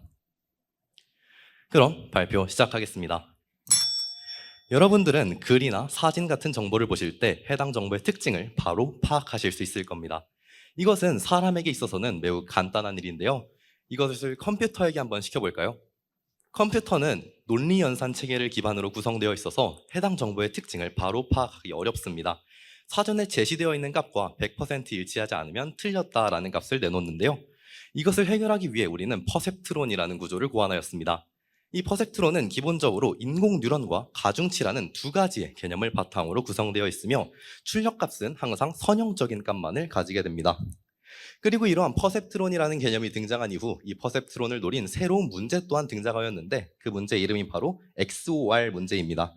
이 XOR 문제는 기존의 다른 문제들과는 다르게 입력값 두 개가 같을 경우에는 0을, 다를 경우에는 1을 출력하는 문제였으며 이를 그래프로 확인해보면 이러한 비선형적 특징을 가지게 됩니다. 때문에 선형적 처리 메커니즘을 가진 단층 퍼셉트론으로는 이 문제를 해결할 수가 없었습니다. 1980년 이것을 해결한 것이 존 호필드였습니다. 그는 호필드 네트워크를 고안하여 이 문제를 해결하였는데요. 이 호필드 네트워크를 통해 컴퓨터는 연상 기억을 학습할 수 있게 되었으며 이 모델은 대표적으로 이직 모델과 스핀 글라스라는 두 가지의 물리학 법칙을 기반으로 설계되었습니다. 이들은 모두 전자의 스핀을 나타내는 물리학 이론이며 이 중 우리는 스핀 글라스라는 더 복잡하지만 많은 정보를 처리 가능한 메커니즘을 그래프에 활용해 볼 겁니다. 그래프로 나타낸 뒤 이 정보의 안정성을 나타내는 그래프의 평면도에서 굴곡이 심한 부분부터 전자가 가지는 가장 안정한 상태, 즉 바닥 상태까지 정보를 하강시킵니다. 그렇게 되면 불안전한 정보로부터 우리는 최대한 안정된 정보를 추출해낼 수 있습니다. 그리고 이것이 마치 경사를 따라서 정보가 하강하는 모양새를 지녔다고 하여 경사 하강법이라고 부르죠. 그래도 아직 기억 바탕의 알고리즘은 온전하게 작동하기가 어려웠습니다. 때문에 제프리 힌튼이 이것을 고안하여 볼츠만 머신과 역전파 알고리즘이라는 걸 구현했는데요. 먼저 볼츠만 머신이란 모든 뉴런이 서로 연결되어 있어서 입력된 값에서 특징을 자유롭게 추출하여 원하는 결과를 생성한 뒤 출력해낼 수 있었습니다. 또한 이렇게 퍼셉트론이 길어짐에 따라 발생하던 가중치의 오류를 최적화시킬 수 있던 것도 이런 볼츠만 머신 덕분이라고 할 수 있겠습니다. 또한 각 층에서 발생하던 오차를 거꾸로 전파하여 오차를 기준으로 학습한 뒤 새로운 가중치를 개발해 이러한 출력값을 확률적으로 내놓을 수 있던 역전파 알고리즘 또한 구현하였습니다. 우리는 이제 이러한 인공지능을 비롯한 다양한 도구들을 활용하여 기존에는 해결하기 어려웠던 문제들을 해결할 수 있습니다. 의료 진단에서부터 기후변화 예측, 자연어 처리 기술에 이르기까지 인류는 대단한 발전을 이루어 많은 것을 해낼 수 있게 되었지만 이러한 인공지능과 같은 기술은 장점만을 바라보지 않았으면 좋겠습니다. 감사합니다. 네, 고맙습니다. 수고 많으셨습니다. 충주고등학교 1학년 박준성 학생 함께 했습니다. 자, 이제 고등부 6번째 참가 우리 학생이 발표를 하겠습니다. 동성고등학교 1학년 박채원 학생이 준비하고 있습니다. 입장해 주십시오. 네, 박수로 맞아주시기 바랍니다.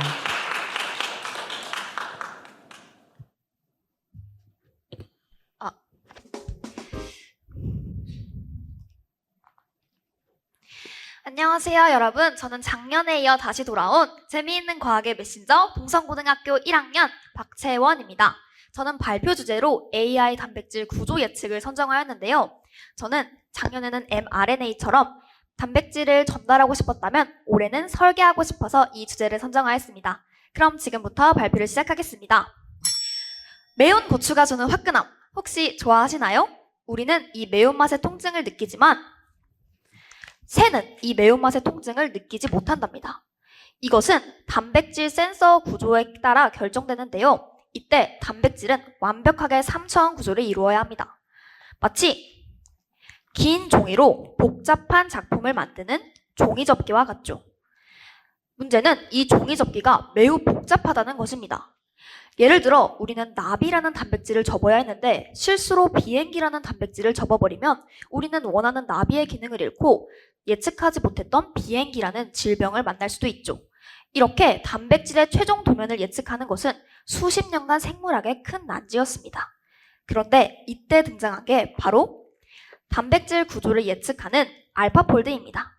이 알파폴드 뒤에는 세 분의 인물이 계시는데요. 데미스 어사비스, 데이비드 베이커, 존 점퍼입니다. 그럼 이분들이 만드신 알파폴드는 도대체 무엇이고 어떻게 작동하는 것일까요? 제가 모두들 어렸을 때 한 번쯤은 봤을 법한 이 스네이크 큐브를 활용해서 보여드리겠습니다. 먼저 이 각각 큐브 조각들은 아미노산입니다. AI는 이 아미노산의 색 순서, 즉 서열을 입력받습니다. 그리고 이 정보들로 부족하니 AI는 다양한 비슷한 단백질 정보들을 모아 패턴을 학습합니다. 그 다음 줄어들고 멀어들고 많은 각도와 거리들을 예측하고 AI는 이 직선 구조를 3D 구조로 완성합니다.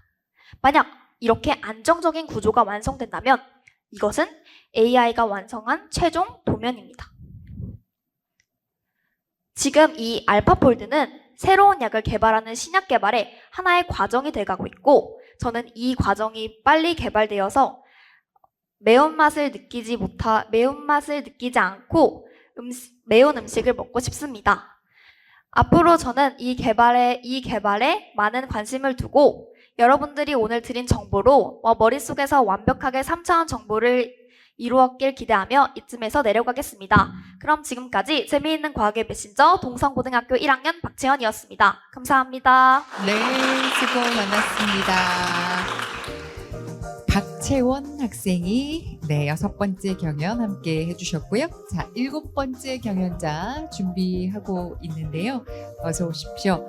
세명고등학교 2학년 학생입니다. 신지아 학생이 준비를 하고 있습니다. 자, 고등부 경연 2025 충북 청소년 페임랩 고등부 참가자들의 경연 발표 함께 하고 있습니다. 자, 고등부는 9번째 참가 학생까지 준비를 하고 있고요. 이제 3명의 학생이 발표를 기다리고 있습니다. 이젤 네, 자료를 갖고 입장합니다. 세명고등학교 2학년 신지아 학생입니다. 박수로 맞아주시면 감사하겠습니다.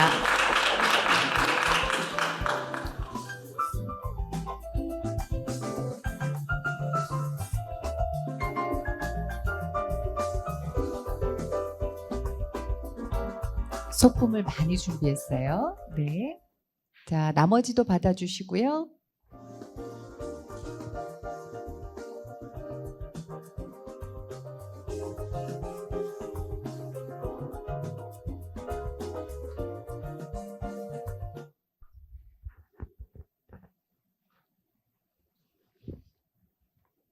안녕하세요. 충북 제천 세명고등학교 2학년에 재학 중인 신지아입니다. 저는 어릴 때부터 과학 개념을 탐구하고 이를 다른 사람들과 나누는 걸 정말 좋아했습니다. 이런 호기심과 열의 덕분이었는지 며칠 전 서울과기대에서 열린 전국 과학발표대회에서 충북 도대표 자격으로 제가 평소에 너무너무 좋아하던 생명과학에 대해서 발표할 정말 뜻깊은 경험을 갖게 되었습니다. 당시에 청중들의 정말 관심 어린 눈빛들과 그리고 뜨거운 환호 속에서 그 15분이라는 시간이 제겐 정말 잊을 수 없는 경험이자 다시 한번 이렇게 소통의 무대에 서고 싶다는 강렬한 동기가 되어주었습니다. 이에 저는 오늘 충북 청소년 페임랩에 다시 한번 참가해서 제가 가지고 있는 지식을 여러분과 공유하고 소통하고자 이 자리에 나오게 되었습니다. 발표 시작하겠습니다. 다시 한번 인사하고 시작할게요. 안녕하세요. 세명고등학교 신지아입니다. 안녕하세요. 탁구고등학교의 김탁구입니다. 안녕하세요. 엘리자베스 고등학교의 김엘리자베스입니다. 여러분, 이게 지금 무슨 상황인가 싶으셨죠? 제가 제 몸의 구조를 조금 바꾸었다고 해서 제 이름과 제 기능이 모두 달라진다는 건 일반적으로 말이 되는 상황은 아니죠? 네, 맞습니다. 방금 전 설명은 구조가 바뀌면 기능도 달라지는 이 단백질에 대한 기초적인 이해였습니다. 우선 단백질은 저희 몸의 생명 현상을 조절하는 생체 고분자 물질로 신체 구조 형성, 물질 대사 관여, 물질 수송, 신체 방어 등 다양한 역할을 합니다. 생성되는 과정에서 단백질은 구성 요소의 인력과 청력, 그리고 수소 결합 등으로 3차원적으로 접히고 구부러지면서 형태를 갖추게 됩니다. 이때 같은 아미노산으로 이루어졌더라도 단백질은 어떻게 접히느냐에 따라서 완전히 다른 기능을 합니다. 여기서 주의할 점은 우리 인간에게 발생하는 대다수의 질병들이 이 단백질이 잘못 접히거나 구조가 바뀌면서 생긴다는 것입니다. 따라서 단백질 3차원 구조를 규명하는 것은 생명 현상을 이해하는 데 정말 중요합니다. 하지만 문제점은 이 구조를 알아내는 게 너무 어려웠다는 것이에요. 왜냐면 우리는 지금까지 이 구조를 알아내기 위해서 X선 결정학을 사용해왔기 때문입니다. X선 결정학은 단백질 결정에 X선을 쏘고 이 반사파를 감지해서 이 무늬를 하나하나 계산해서 또 이걸 가지고 원자 배열을 유추하는 겁니다. 이건 마치 그림자만 보고 이 앞에 있는 조각상의 모양을 맞추는 일과도 같았습니다. 게다가 단백질 하나의 구조를 알아내는 데만 해도 수개월에서 수년 그리고 수천만 원의 비용이 발생했습니다. 이런 상황 속에서 과학자들은 한 가지 아이디어를 제시합니다. 단백질의 구조가 아미노산의 서열로부터 결정이 된다면 이 둘의 관계를 컴퓨터에게 학습시킬 수 있지 않을까? 이 생각으로부터 탄생한 것이 바로 알파폴드입니다. 알파폴드 AI는 단백질 3차원 구조의 수많은 데이터를 학습해서 아미노산의 서열만으로도 원자 간의 거리, 회전각, 그리고 결합 부위 등을 예측합니다. 이 기술의 진가가 드러난 건 바로 코로나 팬데믹 때였는데요. 이 코로나 바이러스의 표면에는 이렇게 세포와 결합하기 정말 쉽게 되어 있는 스파이크 단백질이라는 부분이 존재합니다. 이때 AI가 이 스파이크 단백질의 3차원 구조와 그리고 결합 부위를 빠르게 예측했고 우리는 바로 그 정보를 가지고 이 스파이크 단백질의 결합을 해서 세포와 결합을 하지 못하게 막는 백신을 개발할 수 있었습니다. 결국 AI가 단백질 3차원 구조를 빠르고 정확하게 규명함으로써 우리는 생명 현상을 더 깊이 이해할 수 있었고 그리고 앞으로도 의료, 신약 개발 그리고 정말 생명과학 전 분야에서 정말 혁신적인 발전이 기대가 됩니다. 과학이 열어갈 미래를 기대하며 지금까지 AI가 밝힌 생명현상의 비밀, 단백질 3차원 구조 규명에 대해서 발표했던 세명고등학교 신지아였습니다. 감사합니다. 네. 세명고등학교 2학년 신지아 학생, 네, 고등부 7번째 발표자로 함께 했습니다. 네, 수고 많으셨습니다. 자, 이제 2명의 참가 학생들이 발표를 기다리고 있습니다. 8번째 경연을 선보일 참가자, 충주 예성여자고등학교 1학년 유서진 학생이 입장하겠습니다. 어서 오세요. 큰 박수로 맞아주시기 바랍니다. 유서진 학생입니다.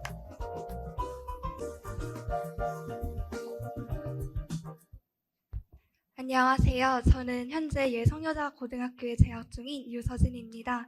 사실 제가 발표한 주제인 인공신경망과 기계학습에 대한 주제를 처음 접했을 때 반가운 마음과 동시에 어떤 기억이 떠올랐습니다. 사실 이 내용은 저희 국어 교과서의 지문에 나와 있던 내용인데요.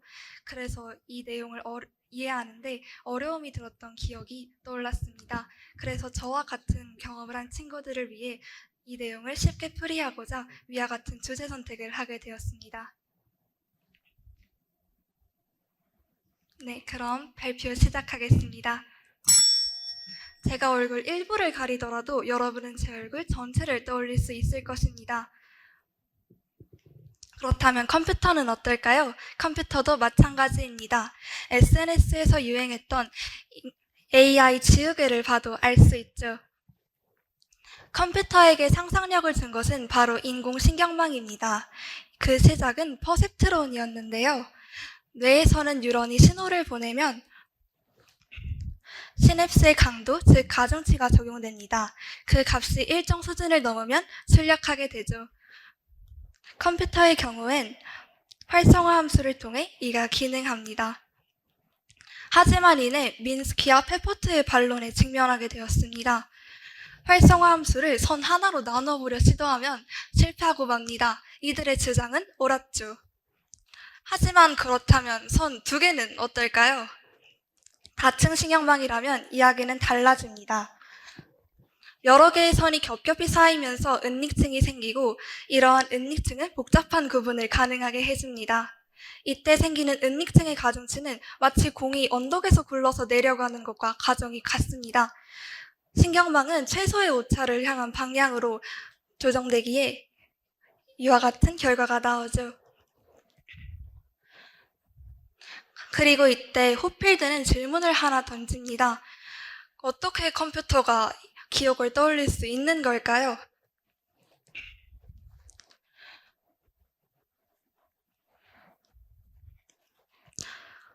호필드는 이에 대한 답으로 연상 기억을 들어올립니다. 제가 앞서 제 얼굴 일부를 가려도 여러분께서 제 얼굴 전체를 떠올렸던 것처럼 이러한 원리를 동일하게 이용한 것이죠. 그리고 이때 등장하는 숨어있던 물리 개념이 있습니다. 바로 스핀 원자인데요. 각 원자는 무질서하게 각자 스핀을 가지며 존재합니다. 하지만 서로 영향을 주고받으며 가장 안정된 에너지 상태로 수렴하게 됩니다. 즉 가장 낮은 에너지로 하나의 패턴으로 수렴하는 것이죠. 이를 앞서 말한 개념에 적용한다면 에너지가 낮으면 기억되기 쉽고 복원도 쉽다고 할 수 있습니다. 호필드의 발견은 정보를 더 쉽게 복원시키고 재구성하게 했습니다. 이러한 발견의 핵심은 서로 다르게 여겨졌던 분야인 물리학과 인공지능을 연결한 통합적 사고 능력이라 생각합니다. 교과서에도 나왔던 친숙한 개념을 새롭게 발전시키는 계기가 페임랩 출전이 된 것 같아 기쁩니다. 감사합니다. 네, 수고 많으셨습니다. 8번째 경연 참가자 충주 예성여자고등학교 1학년 유서진 학생, 예, 함께 해줬습니다. 고맙습니다. 2025 충북 청소년 페임랩 이제 고등부 마지막 참가 학생을 여러분께 소개합니다. 형석고등학교 1학년 이지수 학생 입장합니다. 큰 박수로 맞이해 주시기 바랍니다.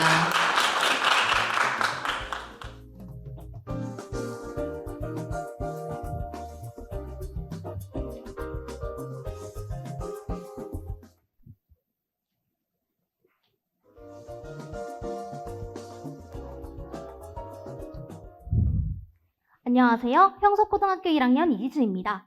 저는 오늘 우리 몸속의 작은 감독관인 마이크로 RNA를 여러분께 설명해 드리고자 합니다.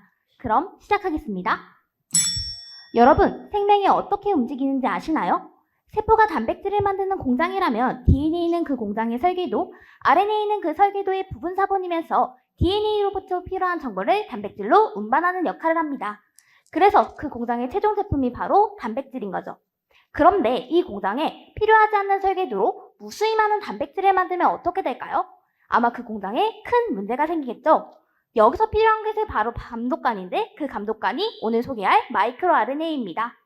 마이크로 RNA에 대해 먼저 알기 전에 메신저 RNA에 대해 알아야 되는데요. 이 그림을 잠깐 보실까요? DNA가 복사되어 메신저 RNA를 만들고 이 메신저 RNA가 단백질을 만드는 역할을 합니다. 그런데 이 메신저 RNA가 불필요한 단백질을 무수히 많이 생기면 우리 몸도 아까 그 공장처럼 문제가 생기겠죠? 여기서 필요한 것이 바로 이 마이크로 RNA인데 이 마이크로 RNA는 특정 메신저 RNA의 유전자에 달라붙어 메신저 RNA가 과도한 단백질을 생성할 시 마이크로 RNA가 나타나 야, 너 단백질 만들지 마 라고 단백질 생산 자체를 차단합니다.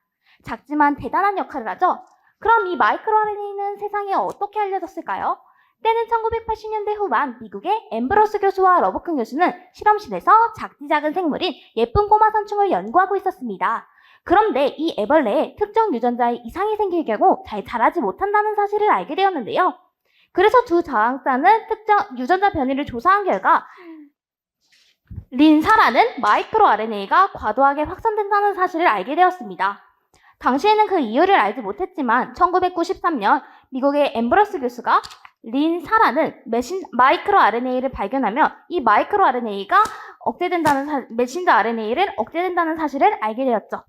이 연구가 왜 역사적으로 중요하냐면 당시에는 RNA는 DNA와 단백질의 중간 정도의 역할이라고 생각했지만 마이크로 RNA 같은 세밀한 RNA 조각들이 우리 몸속의 유전자를 세밀하게 조절할 수 있다는 사실을 보여준 연구였기 때문입니다.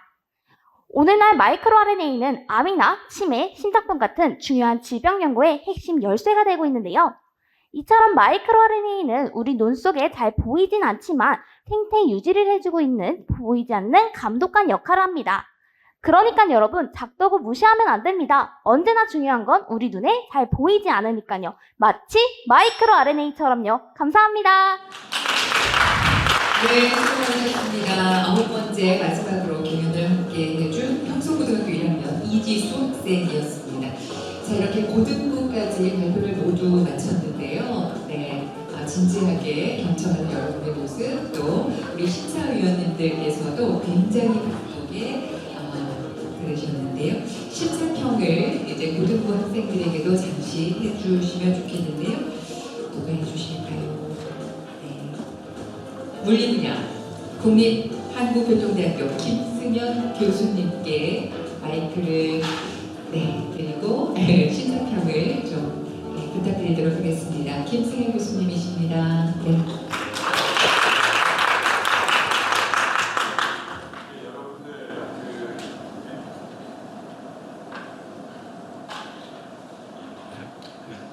여러분들 지금 말씀하신 걸 들었는데 너무 잘하셔가지고 대상을 주고 싶은 마음이 들어요. 그래서 너무너무 잘하신 것 같아요.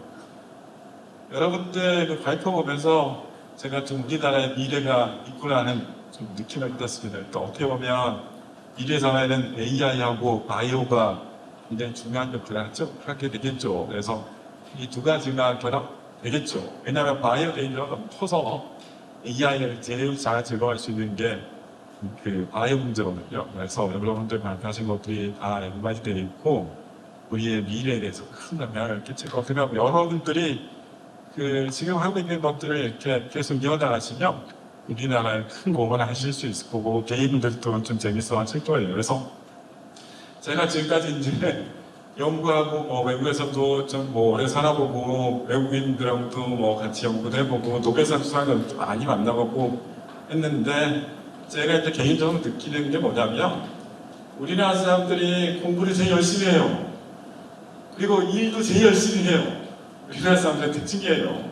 전 세계 어디 가든지 우리나라 사람들처럼 공부를 열심히 하고 일을 많이 하는 분들은 없어요. 일단 직장인들도 일을 제일 많이 한다고 보시면 돼요. 그래서 우리나라 사람들이 이제 전 세계적으로도 성실하다고 소문이 났어요. 그래서 한국 사람들이 굉장히 신뢰하는데 우리나라 사람들이 좀 부족한 게 창의성이 좀 부족하다고 많이들 많이 하죠.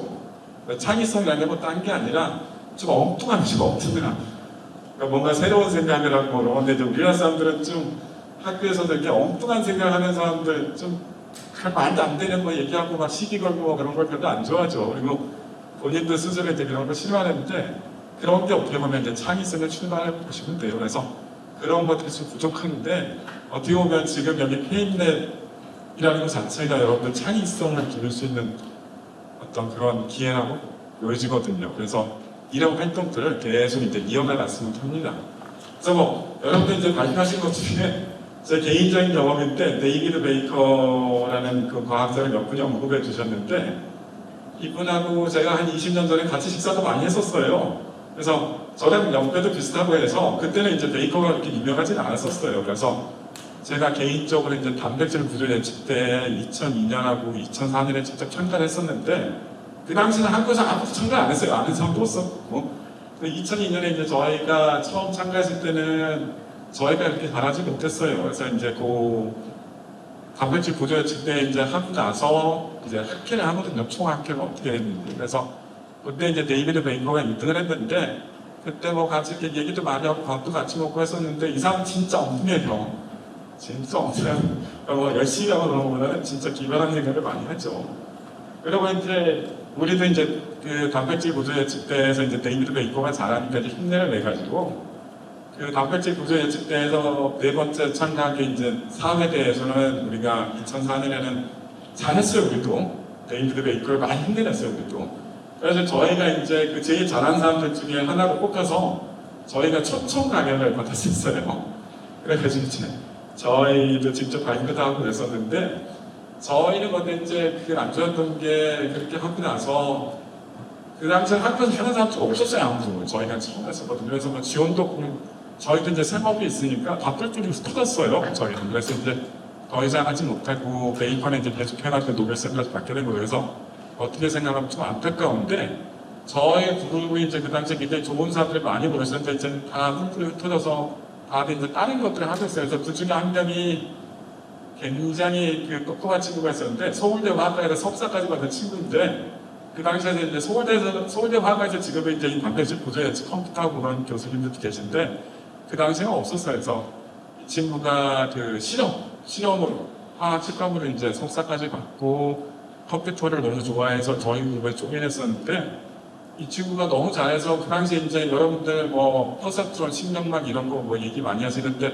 그 당시 학교에서 할 줄 아는 아무도 없었는데 이 친구 배우지도 않았는데 자기가 그 인터넷상에서 막 돌아다니고 가져와서 프로그램 직접 짜가지고 저희가 그 뉴럴 네트워크 그 논문을 그 당시에 썼었어요. 제가 이제 많이 도와줬죠. 이 친구는 이제 경험이 좀 부족해서 그런 것들을 잘하는데 이제 경험 부족으로 제가 이제 많이 도와줘서 저희가 굉장히 좋은 결과를 냈고 그 논문이 저희 논문이 이제 그 중에서 선도적인 이제 논문이 돼가지고 나 혼자 할 때 논문을 내서 지금 이제 인용이 많이 되는 논문인데 이제 저희는 더 이상 안 내요. 그래서 이 친구는 더 이상 이 분야에서는 자기가 못 살아남겠다고 생각해서 그냥 그때 치의학 전문대로 시험 봐서 들어갔어요. 그래서 지금은 치과를 하고 있어요. 그래서 지금도 가끔 연락하는데 다들 이제 그만둔 거죠. 그래서 어떻게 보면 그때 우리도 데이비드 베이커처럼 계속 할 수 있는 여건이었으면 지금은 거의 비슷하게 할 수 있지 않았을까 하는데 그렇게 다음 터지고 지금은 어떻게 보면 이제 국가 주도의 이런 쪽으로 연구를 많이 내주는데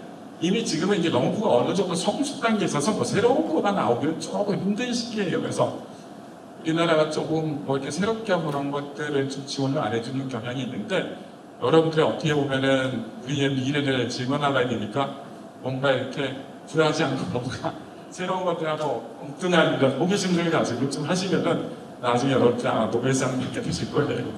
예, 마치겠습니다. 노벨상을 놓쳤네요. 하지만 이 자리에 앞으로 노벨상을 거머쥘 미래의 꽃나무들이 또 앉아있다는 것에 대한 흐뭇함과 굉장히 큰 감동을 또 우리 김승현 교수님께서 말씀에 담아주셨습니다. 고맙습니다. 자, 심사위원 평을 한 분 분 더 참가했는데요. 생화학 분야 충북대학교 조효재 교수님께 말씀 전하겠습니다. 박수 한번 부탁드립니다. 네, 먼저 우선 본선대에 참가하셔서 열심히 잘 발표를 끝까지 마무리해 주신 여러분들한테 축하와 격려의 마음을 먼저 전하고자 합니다. 사실 뭐 제가 학교에서 이렇게 강의하거나 아니면 여러분들이 제 영상 참고하거나 팬미팅 준비할 때 사실 저는 시간이 좀 부족할 때도 있는데 팬미팅 3분이라는 시간 안에 여러분들이 성공적으로 잘 발표를 하는 거에 사실 감동도 받았고 엄청 많은 노력을 했었구나라는 게 느껴졌었습니다. 가끔 이제 이렇게 조금 떨리거나 아니면 준비하는 게 생각이 안 나서 아마 스스로 조금 오늘 못했지 않았을까 이런 생각이 들 수도 있지만 제가 생각할 때 원래 과학이라는 과정이 한 번에 성공하는 게 아니라 여러 가지 실패도 하고 연습도 하면서 좋은 결과로 만들어가고 있는 거다 보니까 오늘 여러분들이 여기 참가해서 무사히 발표를 끝낸 것만으로도 저는 과학 전달자로서 성장하는 과정이라고 생각합니다. 계속해서 응원하겠습니다. 감사합니다. 조효재 교수님께서 또 격려의 말씀을 함께 해주셨습니다. 고맙습니다. 자, 이렇게 고등부까지 발표는 이제 모두 끝났습니다. 자, 이제 심사평도 들으셨고 결과 심사 집계가 남아 있습니다. 우리 심사위원 여러분들께서 심사하신 것들을 집계하는 시간을 잠시 가지도록 하겠습니다. 네. 박병준 센터장님과 우리 교수님들, 심사위원님들께서 입장하고 계신데요. 김승현 교수님, 이병찬 교수님, 조효재 교수님, 황경아 장학사님, 그리고 김정욱 선생님 심사하시느라고 너무 수고 많으셨고요. 그리고 심사 집계, 결과 집계까지 마치고 이제 돌아오셨습니다. 오열을 가리기 힘들 정도로 모두가 최선을 다해주셨고 그리고 심사위원님들께서 느끼시기에 너무나 훌륭한 그런 오늘 발표였다고 아까 평을 해주셨는데요. 모든 참가자에게 격려의 박수, 스스로와 오늘 참가하신 모든 분들께 박수를 한번 드릴까요? 네, 너무나 아름다운 발표였습니다. 자, 오늘 수상자들에게는 상품과 시상판을 오늘 이 자리에서 드리고요. 상장은 후에 여러분의 해당 학교로 우편 발송할 예정임을 말씀드리겠습니다. 참고해 주십시오. 아까 말씀드렸던 것처럼 올해는 기존의 장려상, 우수상, 추임수상 그리고 샛별상을 추가했습니다. 앞으로의 성장이 더욱더 기대되는 참가자들에게 수여하는 샛별상입니다. 자, 시상 순서는 샛별상 그리고 중등부 시상, 고등부 시상 순으로 진행을 할 텐데요. 마지막으로 올해의 영예 대상은 중등부와 고등부 구분 없이 전체 참가자 가운데 최고의 1인에게 대상의 영예가 주어지겠습니다. 자, 오늘 시상은 충북과학문화거점센터 박병준 센터장님께서 함께해 주시겠습니다. 센터장님을 무대로 모시겠습니다. 큰 박수로 환영해 주시기 바랍니다. 자, 많이들 기다리고 계실 텐데요. 먼저 샛별상 수상자 4명 발표하도록 하겠습니다. 5만 원 상당의 카카오 손난로 겸용 보조 배터리가 상품으로 주어집니다. 샛별상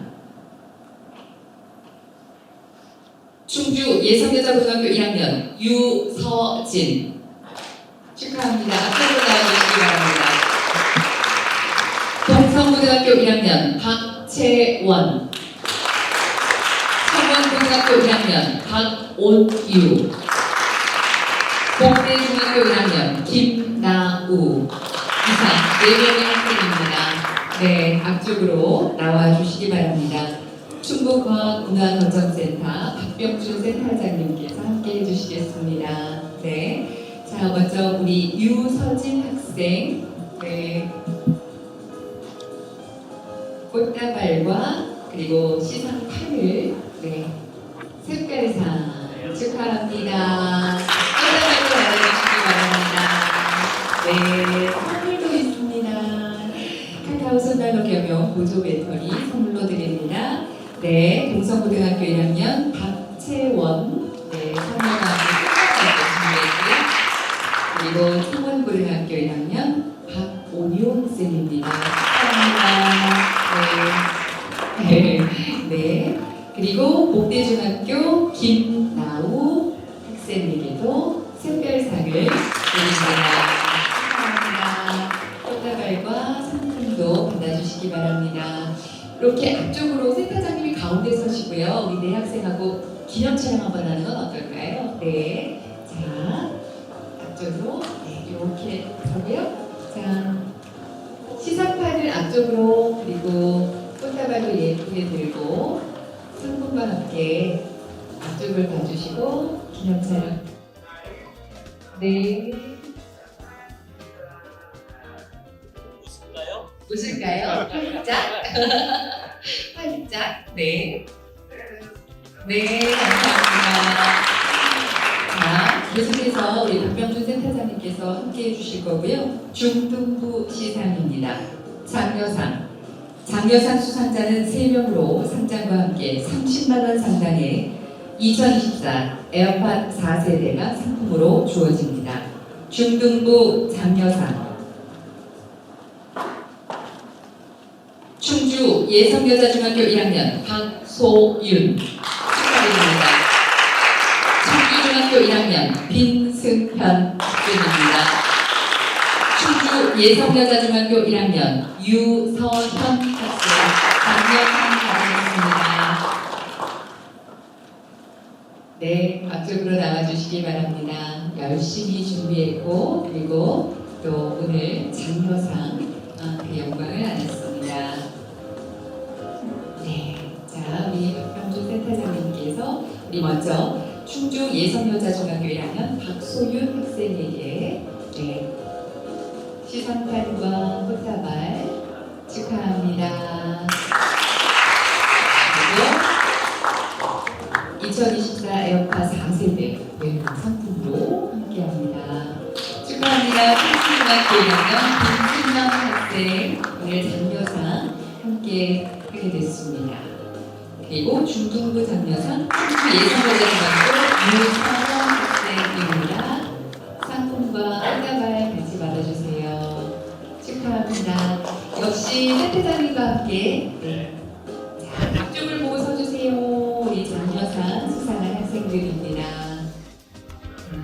박수가 있으면 더 활짝 웃을 수 있겠죠?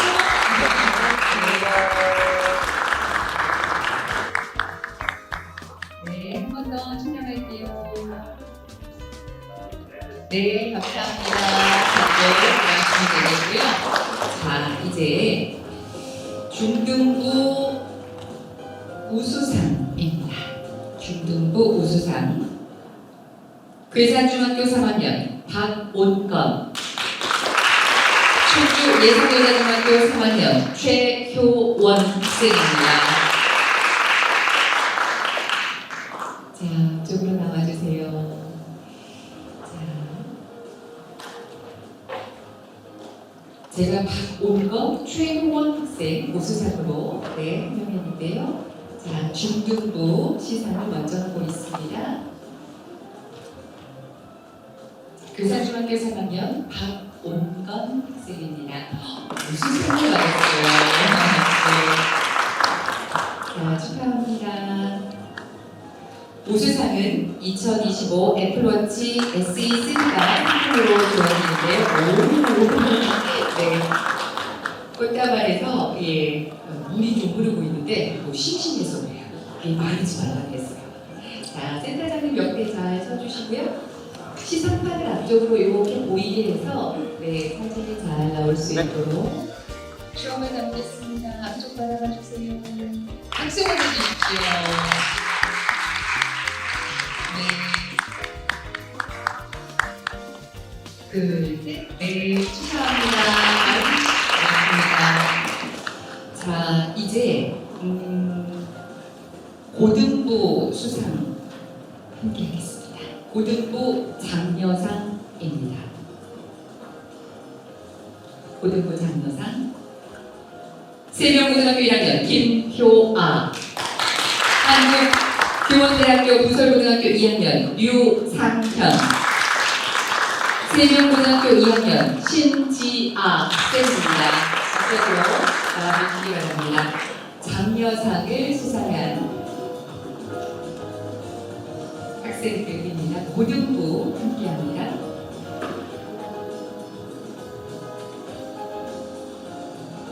지금 중등부, 고등부 특별상, 장려상, 우수상, 최우수상 순으로 지금 시상을 진행을 하고 있습니다. 장려상 세명고등학교 김효아 학생입니다. 네, 축하합니다. 장려상 2024 에어팟 4세대가 상품으로 주어진다고 말씀을 드렸죠. 축하합니다. 네, 그리고 류상현 학생, 네, 한국교원대학교 국설고등학교 학생이고요. 신지아 학생이 꼴라발과 함께 하고 있습니다. 3명 고등학교 학생입니다. 자, 사진 한번 찍을까요? 센터장님하고. 네, 앞쪽 바라봐 주시기 바랍니다. 박수 한번 주시면 빛나는 추억의 화면이 되겠습니다. 자, 둘, 셋. 네, 고맙습니다. 네, 자, 그리고 이제 고등부 우수상 2명의 학생이 누구일까? 여기서 불리지 않는다면 나는 최우수상과 대상적으로 갈 텐데 어쩌면 속으로 내 이름을 부르지 말아주세요. 이런 마음으로 자, 돌아오고 있을 것 같습니다. 우수상 50만 원 상당의 2025 애플워치 SE3가 상품으로 주어지는 고등부 우수상 수상자입니다. 충주고등학교 1학년 박준성, 한국교원대 부설고등학교 2학년 강동현 학생입니다. 축하합니다. 앞쪽으로 이동해 주시기 바랍니다. 네, 아주 여유 있는 그런 발표력을 보여줬던 학생으로 기억을 하는데요. 오늘 고등부 우수상을 수상했습니다. 충주고등학교 1학년 박준성 쌤입니다. 네, 네, 축하합니다. 축하합니다. 그리고 한국교원대학교 부설고등학교 2학년 강복현 학생 우수상 축하합니다. 네, 박병준 센터장님과 또 추억의 기념 촬영까지 앞쪽으로 함께해 주십시오. 내년에 또 와 이렇게 말씀하셨어요. 네, 미래의 꿈나무들입니다. 우수상 수상자들에게 다시 한번 뜨거운 박수 보내주시면 감사하겠습니다. 둘, 셋. 네, 축하합니다. 자, 이제 최우수상 2명, 중학생, 고등학생 1명씩과 대상이 남아 있습니다. 최우수상 수상자는 중학교, 고등학교 각 한 명으로 100만 원 상당의 아이폰 16 주어집니다. 그리고 최우수상 아이폰 16이라고 말씀드렸죠. 대상자는 중등부, 고등부 통틀어 한 명으로 상장과 200만 원 상당의 2025 아이패드 프로 11 M5 대상입니다. 이제 3명의 학생이 남아 있습니다. 대상을 먼저 발표하겠습니다. 그러면 나머지 중등부와 고등부의 최우수상 수상자가 가려지겠죠. 2025 충북 청소년 팬랩 200만 원 상당의 2025 아이패드 프로 11 M5의 주인공 충주 중앙중학교 3학년 허예진 학생입니다. 큰 박수로 축하해 주시기 바랍니다. 그래서 자연스럽게 최우수상은 중등부 충주중앙중학교 3학년 최수아 그리고 형서고등학교 1학년 이지수 학생이 받게 되었습니다. 자, 축하합니다. 대상 먼저 수상 시상 함께 하겠습니다. 함께 해주셨는데요. 네, 축하합니다. 충주중앙중학교 3학년 허예진 학생에게 상품과 시상판 네, 함께합니다. 기념 촬영 함께하겠습니다. 네, 축하합니다. 다시 한번 큰 박수 보내주시기 바랍니다. 네, 센터장님께서 대상 들어주세요. 예. 네, 축하합니다. 네, 축하합니다. 자, 그러면 이제 우리 체육수상 수상하신 두 분도 앞쪽으로 나와주시기 바랍니다. 충주중앙중학교 3학년 최수아 그리고 형석고등학교 1학년 이지수 두 학생을 앞쪽으로 모시도록 하겠습니다. 아쉬움도 있을 수 있겠고요. 그리고 아까 우리 교수님들께서도 말씀하셨지만 오늘의 상이 다가 아니고 앞으로 미래의 여러분의 꿈과 희망 그리고 도전, 열정을 높이 사셨습니다. 자, 먼저 충주중앙중학교 3학년 최수아 학생입니다. 최우수상 네, 축하합니다. 그리고 황석고등학교 1학년 이지수 학생입니다. 꽃다발과 함께 100만원 상당의 아이폰 16 와, 정말 축하합니다. 내년에 와서 대상 타세요. 격려의 말씀을 계속 이어주시는 우리 박병주 센터장님께서 네, 격려를 함께 해주셨어요. 먼저 네.